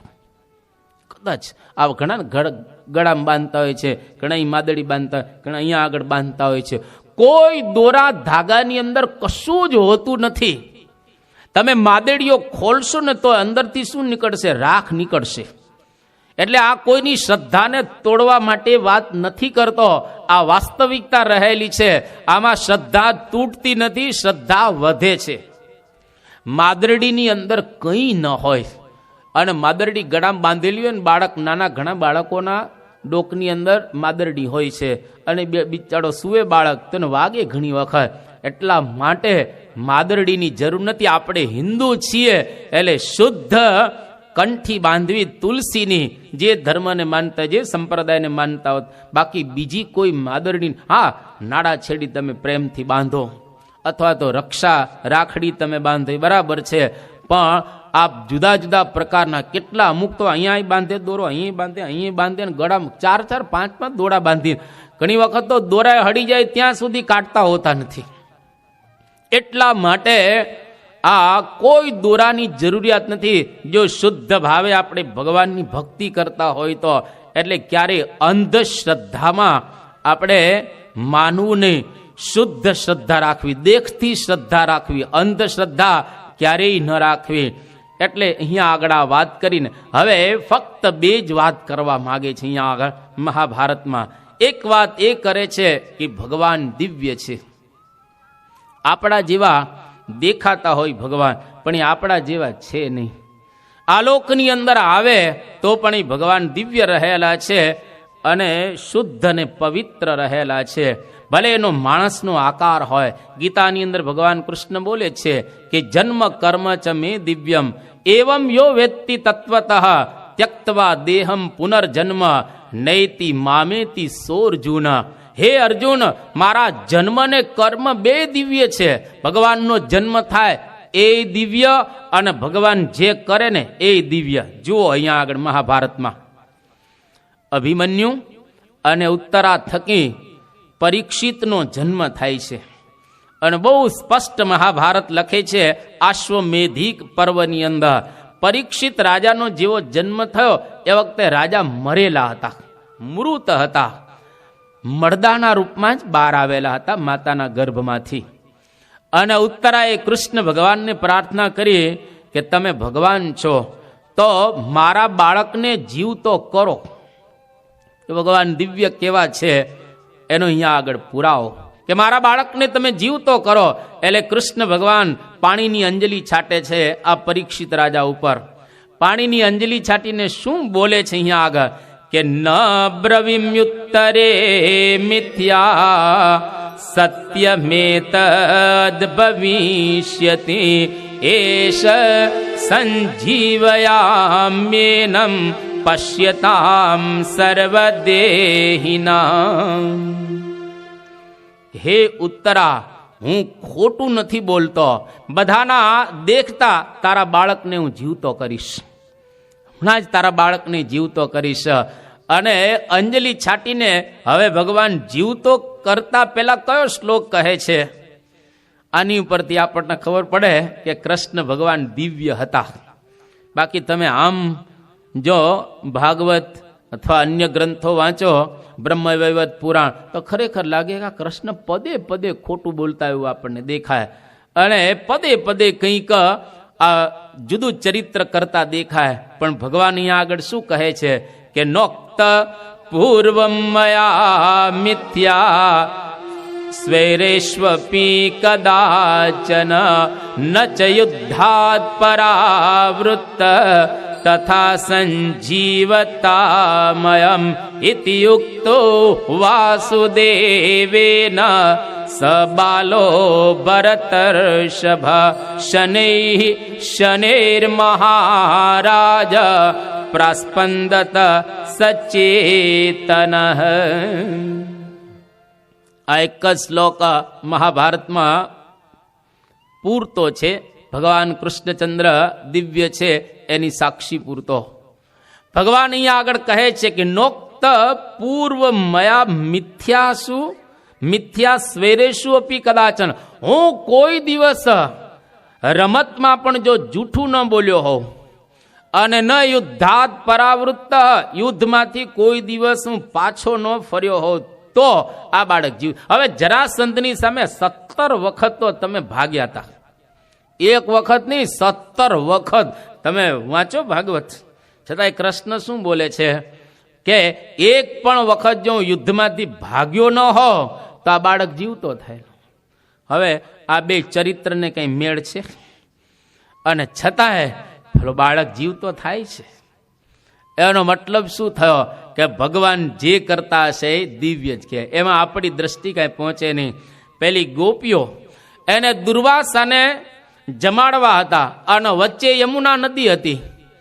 એટલે કૃષ્ણ ભગવાનને કહ્યું કે અમારે સામા કિનારે દુર્વાસાને જમાડવા માટે જવું છે, તો કઈ રીતે અમે જઈએ? વચ્ચે તો આ યમુના નદી છે, એમાં તો અમે તણાઈ જઈએ. ભગવાન કે એવું કહેજો યમુના મૈયાને જઈને એ કે કૃષ્ણ જો બાળ બ્રહ્મચારી હોય તો અમને રસ્તો આપ. હવે 16,108 ગોપીઓની સાથે ભગવાન રમતા હતા. પણ જેવા ગયા ગોપીઓ બધી અને યમુના મૈયાને કહ્યો કે કૃષ્ણ જો બાળ બ્રહ્મચારી હોય તો અમને રસ્તા, નદીએ રસ્તો આપી દીધો. અને દુર્વાસા ઋષિએ થાળ જમ્યા સારી રીતે બધી ગોપીઓના. અને પછી નદી તો પાછી એવી ને એવી થઈ જાય. અને દુર્વાસા ઋષિને કહ્યો કે ભાઈ અમારે પાછું જવું છે. કઈ રીતે? તો કે આવ્યા હતા કઈ રીતે? કે આવી રીતે આવેલા. અમે તો કીધેલું કે જો કૃષ્ણ બાળ બ્રહ્મચારી હોય તો યમુના મૈયા અમને રસ્તો આપે. રસ્તો આપ્યો. તારા દુર્વાસા ઋષિ શું કહે છે કે હવે તમે યમુના મૈયાને કહેજો કે દુર્વાસા ઋષિ જો સદા ઉપવાસી હોય તમને રસ્તો આપો. હમણાં તો થાળ જમી ગયા. સદા ઉપવાસીની ક્યાં વાત કરો? હમણાં થાળ જમ્યા છો તમે, સદા ઉપવાસી ક્યાં છો? એ કે જો દુર્વાસા સદા ઉપવાસી હોય તો અમને રસ્તો આપો. ખરેખર યમુના મૈયા રસ્તો આપ્યો. તો કૃષ્ણ બાળ બ્રહ્મચારી અને દુર્વાસા એ હંમેશને માટે ઉપવાસી. એનું રહસ્ય બહુ નગ્ન રહસ્ય રહેલું છે કે ભગવાન જે કરે ને એ જ દિવ્ય. ભગવાન હંમેશા એ તો બ્રહ્મચારી જ હોય છે. એને કોઈ માયાનો પાશ લાગતો હોતો નથી. અને દુર્વાસા ઋષિ જે થાળ જમ્યા એ પોતે જમ્યા ન હતા, પરંતુ જમતી વખતે એમણે કૃષ્ણ ભગવાનનું નામ સ્મરણ કરી અને એને જમાડતા હતા. એવી ભાવનાથી પોતે જમ્યા હતા. આપણે પણ જ્યારે જમવા બેસીએ એ વખતે ભગવાનને જમાડીએ છીએ એવી ભાવનાથી જો જમીએ ને તો સદા ઉપવાસી જ કહેવાય. પણ હજી તો આપણે રસોડામાં પ્રવેશ ન કર્યો ત્યાં જ રાડો પાડતા હોય કે લાવ લાવ. જમતી વખતે તો આપણને કંઈ બીજું યાદ જ ન આવે, એ તરત જ એમાં જો ફર્સ્ટ ક્લાસ સુરતી દૂધપાક હોય ને ઘારી હોય ને આપણને જે મનગમતી આઈટમ હોય સમોસા ને આ બધું પીઝા ને ટાકો બેલ કે જે કાંઈ સારું સારું હોય તો પછી આપણે બધું બાજુમાં રહી જાય કે પહેલા હમણાં જમવા દો, બીજું બધું પછી. તો કોઈ પણ કામ કે આપણે કરીએ એમાં ભગવાનને આપણે અર્પણ કરીને ભગવાનની યાદ કરીને કરીએ તો એના કરતા ભગવાન બને છે. એટલા માટે અહીંયા આગળ આ બાળક જીવતો થયો એનો મતલબ એવો થયો કે ભગવાનને કોઈ પણ પ્રકારનું કર્મ લાગતું નથી. ભગવાન તો દિવ્ય છે અને એ મનુષ્ય ચરિત્ર આપણને ભૂલા પાડવા માટે પોતે બતાવતા હોય છે. ઘણી વખત ભલભલા એ મનુષ્ય ચરિત્રની અંદર ભૂલા પડી જાય. એક વખત સ્વામિનારાયણ ભગવાન ગઢડામાંથી રીસાઈને નીકળી ગયેલા. ભગવાનને રીસાવાનું થોડું હોય. સ્વામિનારાયણ ભગવાનને કોકને લાભ આપવો હતો એટલે રીસાઈને નીકળી ગયા. અને જેવા જાય છે કે હવે મારે રહેવું ક્યાં, તો ભગવાન સ્વામિનારાયણ લીમલી આવ્યા. લીમલીની અંદર એક સગ્રામ વાઘરી રહેતો હતો. વાઘરીને લાભ આપવો હશે એટલે સગ્રામ વાઘરીના કુબામાં આવ્યા. સગ્રામને કહ્યું કે સગ્રામ મારે સંતાવવું છે, મને તું સંતાવા દે. એ કે જો ડ્રોઈંગ રૂમ, બેડરૂમ ને સિટિંગ રૂમ અમારે ત્યાં કાંઈ નથી, આ કુબો છે એને કોઠી છે, તમારે જ્યાં સંતાવ. ભગવાન કે આમાં તો લોકોને ખબર પડી જશે. સુરા ખાચર અને બ્રહ્માનંદ સ્વામી શોધતા શોધતા પાછળ આવતા હતા. એટલે કહ્યું કે મારો ભાઈ શાર્દુલ છે એનું ઘર જરા મોટું છે, થોડોક મોટો કૂબો છે, વચ્ચે વંડી હતી. સ્વામિનારાયણ ભગવાન એ વંડી કૂદી અને શાર્દુલના ઘરમાં ત્યાં આગળ જાય છે. હવે જેવા વંડી ઉપર ચડ્યા ને એક મોજડી પડી ગઈ સ્વામિનારાયણ ભગવાન. મોજડી પડી ગઈ એટલે સગ્રામ કે બીજી લાવો ને તો હું કહી દઈશ કે તમે અહીં છો. પ્રસાદીની બે મોજડી લઈ લીધી અને સ્વામિનારાયણ ભગવાન શાર્દુલના કુબાની અંદર પોતે સંતાય છે, મનુષ્ય ચરિત્ર કરે છે. હવે કુબામાં જે કોઠી હતી કોઠીની અંદર ભગવાન ઉતરી ગયા અને ત્યાં આગળ શાર્દુલના ધર્મપત્નીએ કહ્યું કે જો અમારે તો સવારમાં હવે દાડીએ જવું છે, એટલે કે કામે જવું છે, નહીં તમે ખાઈએ શું. હવે સગ્રામની પત્ની શાર્દુલના પત્ની આ બે ને હવે કામે જવાનું હતું. ભગવાન સ્વામિનારાયણે કહ્યું કે અમારે હવે તમારી સાથે આવતું રહેવું છે. અને આ બાજુ ફળીની અંદર સુરા ખાચર ને બ્રહ્માનંદ સ્વામી બે બેઠેલા કે ભગવાન આ બાજુ જ ક્યાંક હોવા જોઈએ. હવે કોઠીમાં ખબર ન પડે ને, કોઠી તો ત્યારે સ્વામિનારાયણ ભગવાને કહ્યું શાર્દુલના ધર્મપત્નીને કે તારા કપડાં મને આપી દે, આપણે ત્રણેય પહેરી નીકળી જઈએ. તમે તો બહેનો છો, હું પણ કપડાં તમારા જવા પહેરી લઉં, ખબર નહીં પડે કે આ કોણ છે, અને ઘૂંઘટ કાઢી લેશું. હવે કપડાં નાખ્યા શાર્દુલની પત્નીએ. પહેલી વખત ભગવાન સ્વામિનારાયણ કપડાં પહેરતા હતા એટલે કપડાં પહેરી લીધા, સાડી બાડી વ્યવસ્થિત પહેરી લીધી, ઘૂંઘટ કાઢ્યો અને કોઠીમાંથી બહાર નીકળી અને ત્રણેય બહેનો આમ આવતા હતા. ભગવાન સ્વામિનારાયણ વચ્ચે, એક બાજુ શાર્દુલના પત્ની, એક બાજુ સગ્રામના પત્ની ફળીમાંથી પસાર થયા. બ્રહ્માનંદ સ્વામી તો સાધુ કહેવાય એટલે એમણે સ્ત્રી સામું તો જોવાય નહીં. અને સુરા ખાચર એ તો ગ્રહસ્થ હતા, એમણે જોયું કે મારું આ બે સ્ત્રી છે ને એની ચાલ તો બરાબર છે, પણ જે વચ્ચેની છે ને એ આમ દેખાય છે સ્ત્રી પણ એની ચાલ ભાયડા છાપ છે કે આ તો પુરુષની ચાલ તો વર્તાય જાય ને, ઓળખાય જાય ને. અને એ વખતે બ્રહ્માનંદ સ્વામી ને સુરા ખાચર કહે છે કે બ્રહ્માનંદ સ્વામી મારું લાગે છે તો મહારાજ જ છે.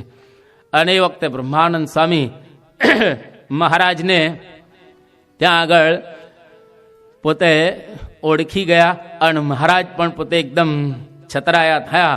અને બ્રહ્માનંદ સ્વામીએ ત્યાં આગળ કીર્તન બનાવ્યું, બહુ સુંદર. એ કીર્તન બ્રહ્માનંદ સ્વામી તો શીઘ્ર કહ્યું હતા કે વાતલડી રો ને રાતલડી વાલા પૂછું એક વાતલડી, વાતલડી રો ને રાતલડી વાલા પૂછો એક વાતલડી.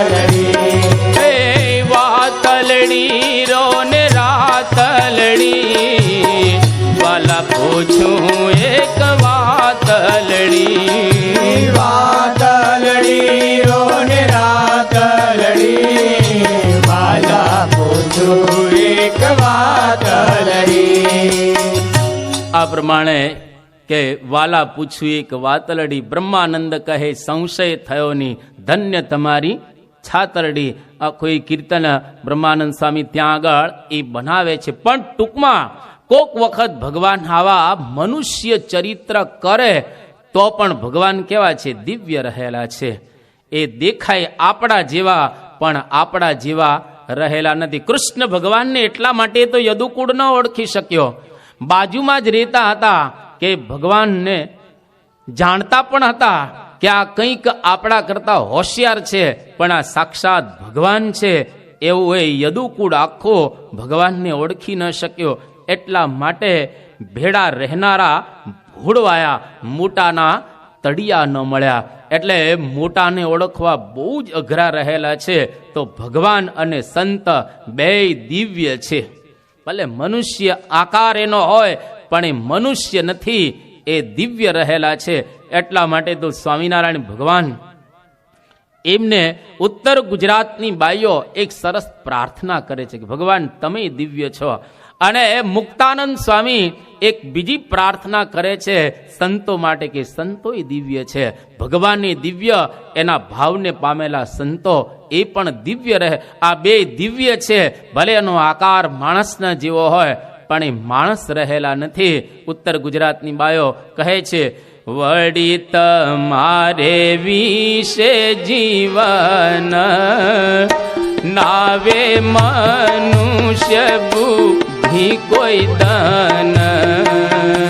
વળી તમારે વિશે જીવન નાવે મનુષ્ય કોઈ દાના. જે જે લીલા કરો તમે લાલ, તેને સમજુ અલૌકિક ખ્યાલ. જે જે લીલા કરો તમે લાલ, એને સમજો અલૌકિક ખ્યાલ. કે ભગવાનની જે લીલા એ અલૌકિક અને દિવ્ય આપણને સમજાય.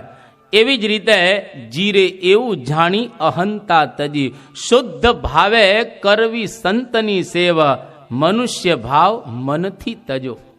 સંતો પણ આપણા જેવા દેખાતા હોય, પણ એ ખરેખર સંતની અંદર રહેલા ભગવાન છે. આજે પ્રમુખ સ્વામી મહારાજ આમ તો આપણા જેવા દેખાય ને, એમણે પણ ભગવા કપડાં પહેરેલા છે. એ પણ અમારે જેવી પાક ધારણ કરતા હોય, એ પણ એક જગ્યાએથી બીજી જગ્યાએ જતા હોય.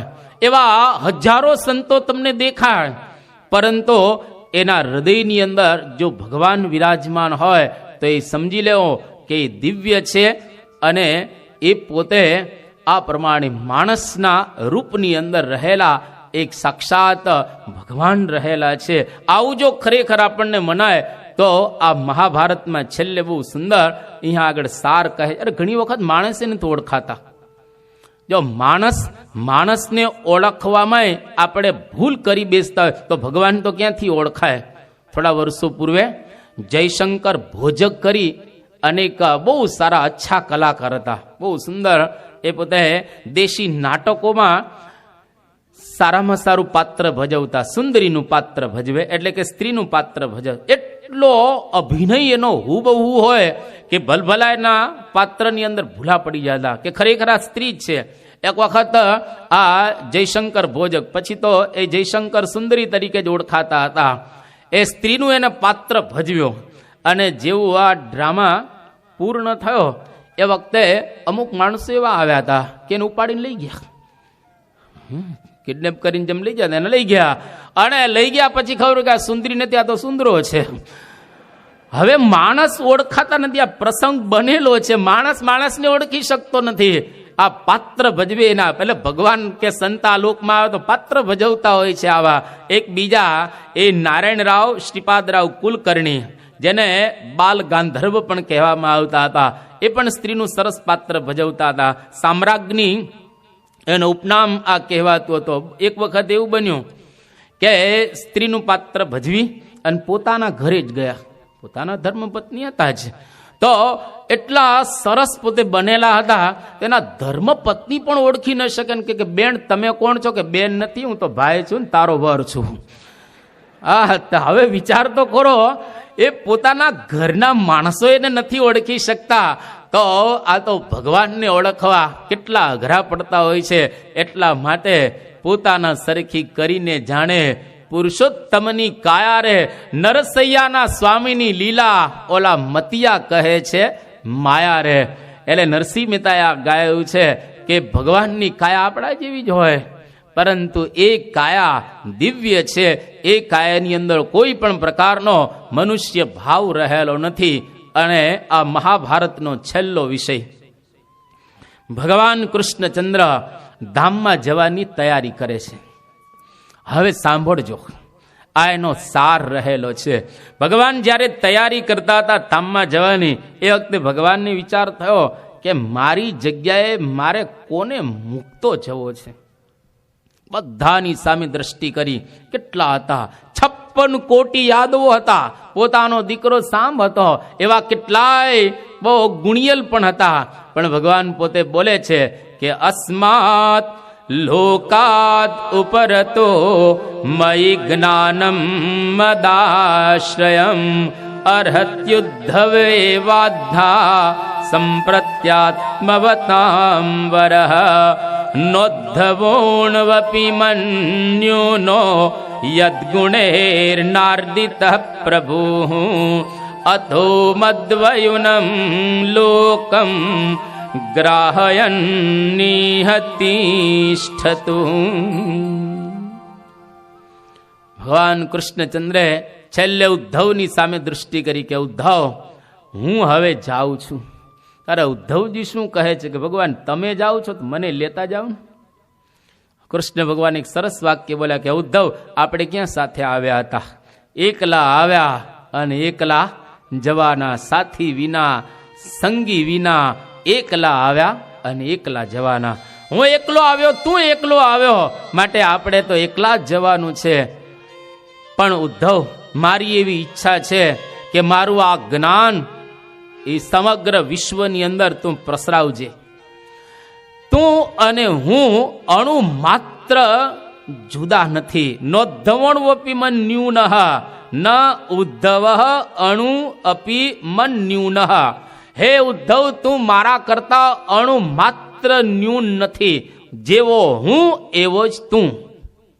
તારી અંદર હું સમ્યક પ્રકારે રહેલો છું.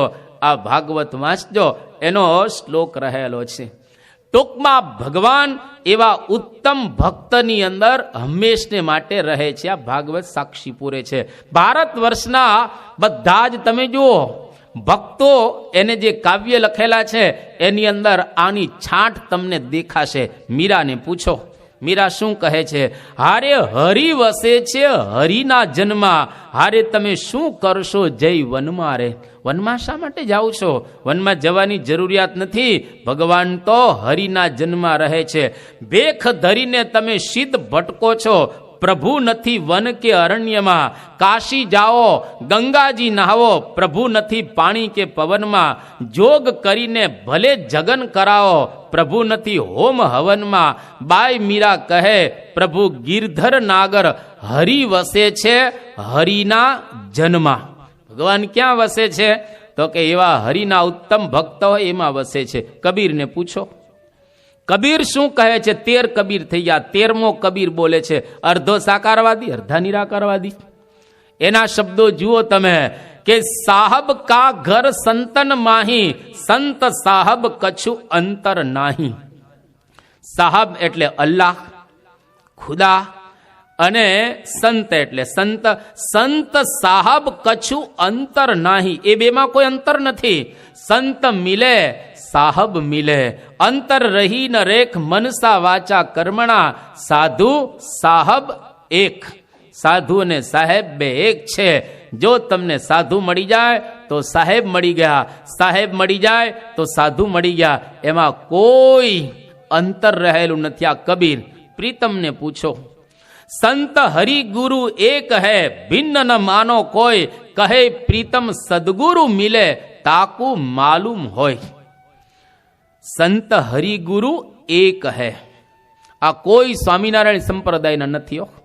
अने तुलसी रामायण ની અંદર બે ચોપાઈ લખે છે કે નારી નયન સરે જાહી ન લાગા, ઘોર ક્રોધ તમ નિશી જોહી જાગા। નારી नयन सर जाहि न लागा, घोर क्रोध तम निशि जो जागा। लोभ पास जेहि गर न बंधाया, सो नर आपस मान रघुराया। लोभ पास जे नर न बंधाया, सो नर आपस मान रघुराया। सो नर आपस मान रघुराया। सो नर आपस मान रघुराया। सो नर आप समान रघुराया। आ तुलसी, प्रीतम, कबीर, मीरा અને કૃષ્ણ આ બધા જ એક જ વાત કરે છે કે સંત સાહબ કછું અંતર નાહી। આ જ વાતને 200 વર્ષ પૂર્વે સ્વામિનારાયણ સંપ્રદાયના કવિ નિષ્કુળાનંદ સ્વામી દ્રઢાવે છે કે સંત અને ભગવાનમાં કોઈ અંતર નથી। ઘણી વખત સંતને કોઈક ભગવાન કહે, યાદ રાખજો સંત ભગવાન નથી, ચોક્કસ જ છે, ભગવાન જુદા છે, સંતે જુદા છે, પણ સંતના હૃદયની અંદર ભગવાન સાક્ષાત રહેલા છે। એટલે આપણે નથી ઘણી વખત બોલતા કે પાણીનો લોટો લાવો, લોટો પાણીનો છે કે પિત્તળનો છે કે સ્ટીલનો છે? લોટો તો સ્ટીલનો ભલે ન હોય, પિત્તળનો ભલે ન હોય, લોખંડનો ભલે ન હોય, આ તાંબાનો હોય કે સુવર્ણનો કે ચાંદીનો, ગમે જે વસ્તુ અંદર ભરો એનો લોટો કહેવાય। જો ઘી ભરો તો શું કહેવાય? ઘીનો લોટો। પાણી ભરો તો પાણીનો લોટો। દારૂ કોઈ પીતા નથી હોતા, પણ દારૂ ભરો તો દારૂનો લોટો। કોઈ ન પીવે, એટલા માટે તો ફાર્મ હાઉસ બનાવ્યા છે આનંદ કરવા માટે। અહીં કંટાળેલ ફાર્મ હાઉસમાં જાય, પણ કારણ કે થોડા કંટાળેલ ત્યાં જાય, બાકી કોઈ ત્યાં બીજું કામ ન કરે।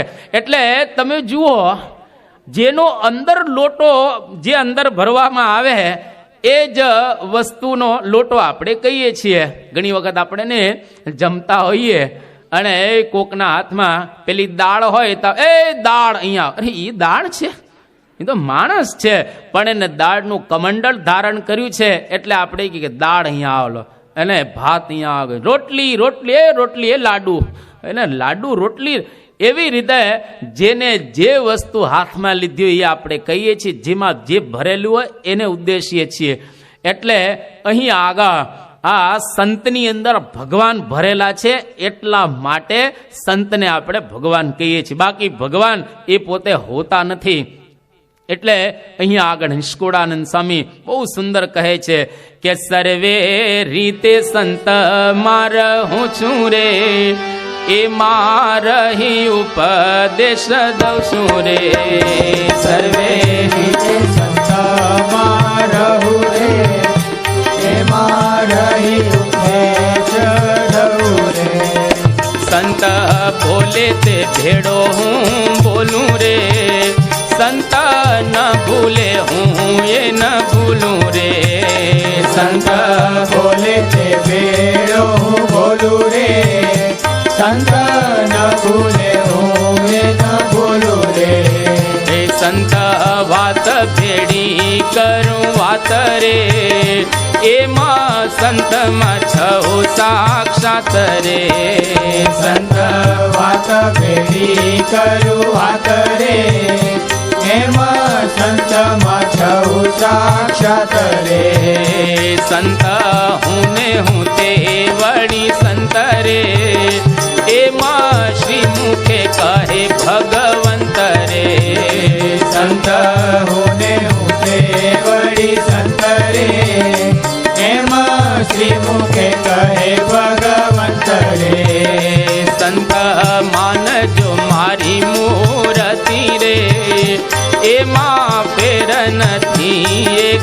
મૂર્તિ રે.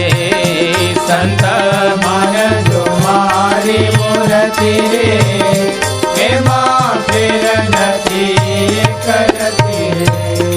એક્ઝેક્ટ નિષ્કુળાનંદ સ્વામી આ બોલે, સંત માનજો મારી મૂર્તિ રે, એમાં ફેર નથી એક રતી રે. તમે બાઇબલ વાંચજો, 2 જ વાક્ય ખાલી બાઇબલના, એમાં બાઇબલમાં લખવામાં આવ્યું છે, I and my father are one. હું અને મારા પિતા. ઈસુ બોલે છે મારા પિતા એટલે ગોડ, ભગવાન. આઈ એટલે હું, એન્ડ માય ફાધર એટલે મારા પિતા ભગવાન, આર વન અમે બે એક છીએ. The father is in me and I am in him. હું મારા પિતામાં છું અને મારા પિતા મારામાં છે. એક્ઝેક્ટ બે આપણા હિન્દુ શાસ્ત્ર પ્રમાણે જે છે એ જ આ બાઇબલની અંદર પણ કહેવામાં આવેલું છે. એટલા માટે જ નરસિંહ મહેતા વારે વારે કહેતા, એવા હરિજનથી ક્ષણ નહીં અળગો, ભણે નરસૈયો પદ સાચું રે. જે ખરેખર 24 કલાક ભગવાનને યાદ કરતા હોય એનાથી એક ક્ષણ પણ ભગવાન અળગા રહેતા હોતા નથી. ટૂંકમાં સંત ભગવાનનું સ્વરૂપ છે અને એ ભગવાનને લઈને જ સમગ્ર વિશ્વની અંદર આ પ્રમાણે ઘૂમી રહેલા છે. એટલે કોઈક વખત આપણે સંતોનો જ્યારે મહિમા સાંભળીએ ત્યારે એટલું યાદ રાખવું, એની મહત્તા ભગવાનને લઈને છે. એટલા માટે તો પુષ્પરાજ મુનિજી, જૈનના એક આચાર્ય, લંડનની અંદર 16/5/1988 એ આવેલા હતા અને પોતે સભામાં બોલે છે કે અહીં, એમના જ એક્ઝેક્ટ શબ્દો, અહીં હું આનંદ જોઉં છું તે કંઈક જુદો રહેલો છે. તે આ સાધુ મૂર્તિ પરમ પૂજ્ય પ્રમુખ સ્વામી મહારાજે બધાને ખેંચી રાખ્યા છે. તેમને ભગવાન કહું તો અતિશયોક્તિ નહીં કહેવાય. આ સ્વામિનારાયણ સંપ્રદાયના નથી, પુષ્પરાજ મુનિ બોલે છે, હું એને ભગવાન કહું તો અતિશયોક્તિ નહીં કહેવાય. પ્રમુખ સ્વામી ભગવાન નથી, નક્કી છે, પણ ભગવાનને યાદ કરે છે એટલે આ પ્રમાણે લોકોની અંદર એ ભગવાન તરીકે એને બધા જોઈ રહ્યા છે. કારણ કે એ પાત્ર છે, એની અંદર ભગવાન ભરેલા રહેલા. ચિન્ના જીયર સ્વામી એ જ્યારે હિસ્ટનની અંદર હતા એ વખતે સુનિલભાઈ અરોરાના ઘરે ઉતરેલા અને ચિન્ના જીયર સ્વામી પોતે ત્યાં આગળ એક સભાની અંદર એક મહિલાએ પ્રશ્ન પૂછ્યો એમને, ચિન્ના જીયર સ્વામીને, કે આજે હિન્દુસ્તાનમાં શ્રેષ્ઠ સંત કોણ છે? આ આપણે નથી બોલતા, ત્યાં કોઈ સ્વામિનારાયણના સંત નથી, સ્વામિનારાયણના કોઈ અનુયાયી નથી, એક પણ વસ્તુ ત્યાં આગળ કોઈ નથી. પણ છતાંય ચિન્ના જીયર સ્વામી શું બોલે છે કે સ્વામિનારાયણ સંપ્રદાયમાં પરમ પૂજ્ય પ્રમુખ સ્વામી મહારાજ છે, આ બહુ સારા સંત રહેલા છે. આ ચિન્ના જીયર ત્યાં કોઈ નથી આપણા સંપ્રદાયનો. અને સુનિલભાઈ અરોરા આ પોતે દર્શન કરવા પ્રમુખ સ્વામી મહારાજના આવે છે. કે કેમ? તો કે અમને ચિન્ના જીયર સ્વામીએ કહેલું કે ખરેખર પ્રમુખ સ્વામી એક બહુ જ મહાન સંત રહેલા છે. ગફરભાઈ બિલખિયા મુસ્લિમ, જ્યારે વાપીની અંદર જાહેર સભા થાય છે, તારીખ 2/1/2005 એ દિવસ અક્ષરધામમાં હુમલો થઈ ગયો હતો આ ટેરરિસ્ટ દ્વારા. અને આ જાહેર સભાની અંદર પોતે આવેલા, એની અંદર એ પોતે બોલે છે, શું બોલે છે આ ગફરભાઈ બેલખિયા પોતે, કે અક્ષરધામનો હુમલો થયો, પરમ પૂજ્ય પ્રમુખ સ્વામી મહારાજે શાંતિની અપીલ કરી. જો સ્વામીજી ખાલી એટલું જ બોલ્યા હોત કે આ અક્ષરધામ ઉપર હુમલો નથી પરંતુ હિન્દુ ધર્મ ઉપર હુમલો છે, આવું જો પ્રમુખ સ્વામી એક વાક્ય બોલ્યા હોય તો ઓછામાં ઓછા 10,000 મુસલમાનોની કત્લેઆમ થાત, કપાઈ જાત 10,000 મુસલમાનો. પણ પ્રમુખ સ્વામી મહારાજે શાંતિની અપીલ કરી કે કોઈએ ધીરજ ગુમાવવી નહીં. ભગવાન જેને અહીંયા આગળ મારેલા છે એનું પણ ભગવાન સારું કરે, આવી શાંતિની અપીલ કરી. એટલે હું અહીંયા આગળ આવ્યો છું અને પોતે બોલે છે કે ખરેખર, આ એના શબ્દો, ખરેખર પ્રમુખ સ્વામી મહારાજ પૈગંબરથી બિલકુલ નજીકના છે. પૈગંબર એનાથી નજીકના સંત રહેલા છે. અને એક નવો શબ્દ એ ઉત્પન્ન થયો, અક્ષરધામ રિસ્પોન્સ. જો એક વાક્ય સ્વામીજી જરાય પેલું ઉતરતું બોલતા નથી અને બધાને શાંતિની અપીલ, આખા વિશ્વની અંદર લોકોએ આ સ્વામીજીની શાંતિની અપીલ છે એને બિરદાવી. સિક્કે ઠક્કર, સુપ્રીમ કોર્ટના એકમાત્ર ગુજરાતી જસ્ટિસ સુપ્રીમ કોર્ટની અંદર આપણા ગુજરાતના કોઈ જસ્ટિસ થયા, આ એકમાત્ર જસ્ટિસ, એ પોતે અમદાવાદના ચીફ જસ્ટિસ હતા, ત્યાંથી પોતે મુંબઈના થયા અને ત્યાર પછી એ ત્યાં દિલ્હીની અંદર પોતે જાય છે, સુપ્રીમ કોર્ટના જસ્ટિસ પોતે બને છે. અને એના મિત્રોની અંદર અંદર ચર્ચા થાય છે કે પ્રમુખ સ્વામીએ આ ખરેખર જે એટેક થયો ને એમાં થોડો કેસ કરવો જોઈએ. પણ પ્રમુખ સ્વામીએ ખરેખર શાંતિની અપીલ આ કરી. આ પ્રસંગ પછી આ પોતે મળવા આવ્યા સ્વામીને અને કહે છે કે હું માનું છું કે આપ ભગવાનની કક્ષામાં આવો એ હદે સત્પુરુષ છો, મને એ હદે માન તમારા પ્રત્યે વધી ગયું. આપની આજુબાજુ કંઈક ભગવાનની આભા હોય એવો મને અત્યારે અનુભવ થઈ રહેલો છે.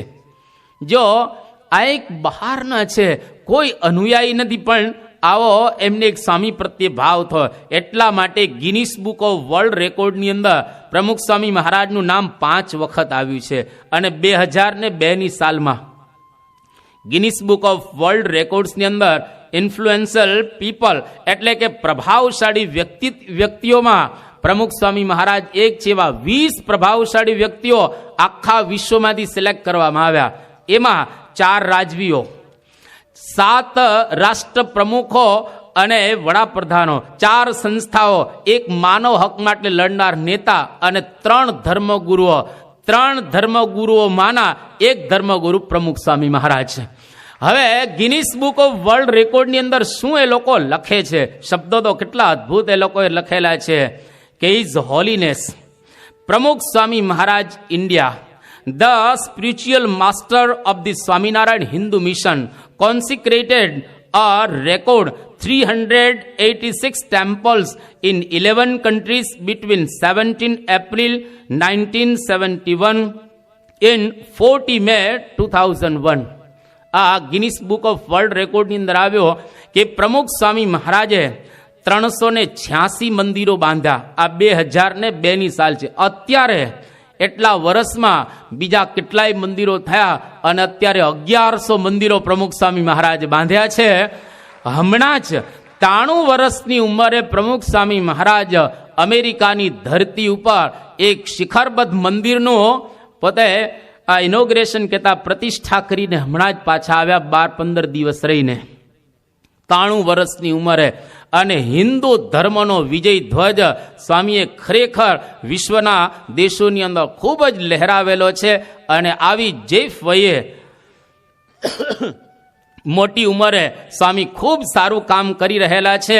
એટલા માટે તો ભારત સાધુ સમાજના મહામંત્રી હરિનારાયણાનંદ સ્વામી, જો એના શબ્દો કે મેં પ્રમુખ સ્વામીને નિકટથી જોયા છે, એમનામાં દંભ નથી, ઘમંડ નથી, ક્રોધ નથી, તેઓ પુરુષ વિશેષ ઈશ્વર છે. હું આ બધું તોલીને બોલું છું. વેદમાં જે કહેવાયું છે એનું મૂર્તિમાન સ્વરૂપ પ્રમુખ સ્વામી મહારાજ છે. આ હરિનારાયણાનંદ સ્વામીના શબ્દો રહેલા છે.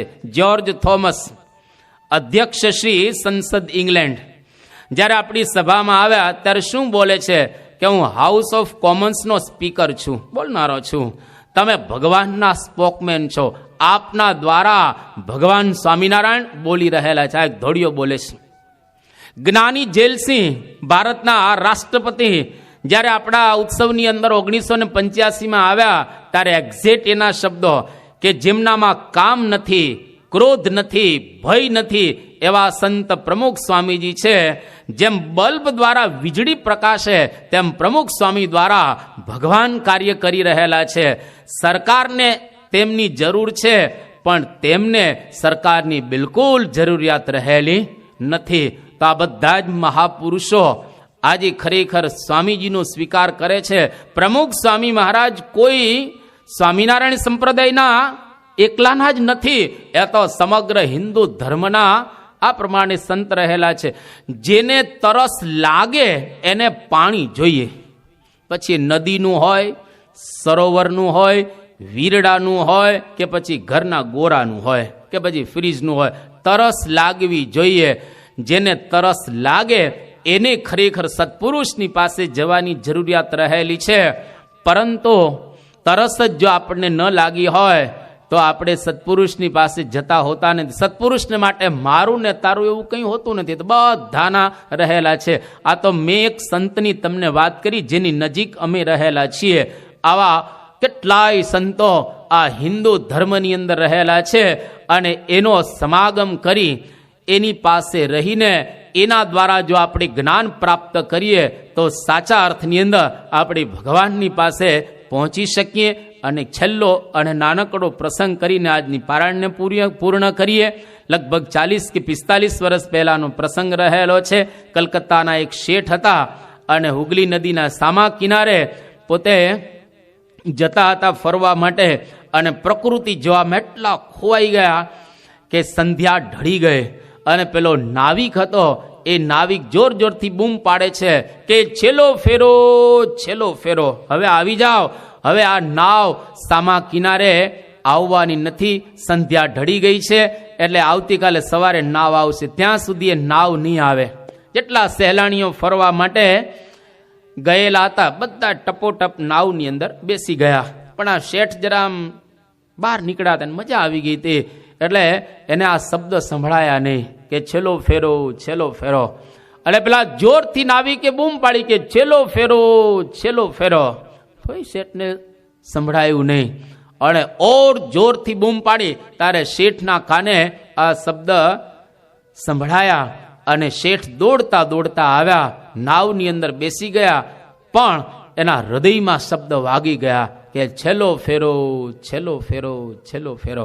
નાવમાં બેઠા, નાવ સામા કિનારે ઉતરી, ઘરે ગયા, રાત્રે ઊંઘ ના આવી અને ઊંઘમાં બોલે છે છેલ્લો ફેરો, છેલ્લો ફેરો, છેલ્લો ફેરો. સવારે ઉઠ્યા, દીકરાને બોલાવ્યો, કહ્યું કે બેટા તારા લગ્ન થઈ ગયા છે અને તારા માટે 40 કરોડ રૂપિયા આપણી પાસે છે, એને તું વાપરજે અને હું હવે જાઉં છું. પપ્પા ક્યાં જાઉં છો તમે? તો કે છેલ્લો ફેરો કરવા જાઉં છું, કારણ કે મારા વાળ ધોળા થઈ ગયા છે. એટલે જેના બધા ધોળા થઈ ગયા હોય એટલે પોતાના દીકરાને કહ્યું કે બેટા હવે હું જાઉં છું, મને તું પૂછવા આવતો નહીં, તું કંઈ પણ નહીં કમા તો પણ તારી જિંદગી તો પસાર થશે, તારા દીકરાઓની પસાર થશે, 40 કરોડ મૂકીને જાઉં છું. અને ખરેખરી કલકત્તાના શેઠ છેલ્લો ફેરો કરવા માટે નીકળી ગયા. પોતે ઘરનું ત્યાગ કરીને, એટલે કે રહ્યા તો ટાઉનમાં પણ ભગવાનનું ભજન કરતા હતા. ભલે આપણે કદાચ ઘરમાંથી બહાર નીકળીએ નહીં, પણ આ મહાભારતની 3 દ્રષ્ટિ સાંભળી અને એટલો તો વિચાર કરીએ કે આ વખતે છેલ્લો ફેરો કરવો છે. હવે આ દુનિયાની અંદર આવવું નથી, પરંતુ ભગવાનની પાસે પહોંચવું છે. એના માટે આ 3 દ્રષ્ટિ મહાભારતની, એક તો આપણો વિચાર કરો, સ્વદ્રષ્ટિ, બીજો પરનો વિચાર કરવો, આજુબાજુના લોકોનો પણ વિચાર કરવો, અને ત્રીજી દ્રષ્ટિ મહાભારત આપે છે પરમાત્મા દ્રષ્ટિ. આ 3 દ્રષ્ટિ જો આપણા જીવનની અંદર આપણે આત્મસાત કરીએ તો સાચા અર્થની અંદર 3 કામ કરેલા કહેવાય. કયા 3? પેટનું, શેઠનું અને ઠેઠનું. ભગવાનને પ્રાર્થના કરીએ કે આ 3 કામ આપણા જીવનની અંદર આપણે કરી અને આપણું જીવન સાર્થક બનાવી શકીએ. પૂજ્ય કોઠારી સ્વામી પધાર્યા છે, એમના આશીર્વાદનો પણ આપણને લાભ પ્રાપ્ત થશે. અહીંયા આગળ આપણે 1 મિનિટ ધૂન બોલીશું અને પૂજ્ય કોઠારી સ્વામીને હવે આપણે સાંભળીશું. સ્વામી નારાયણ નારાયણ નારાયણ,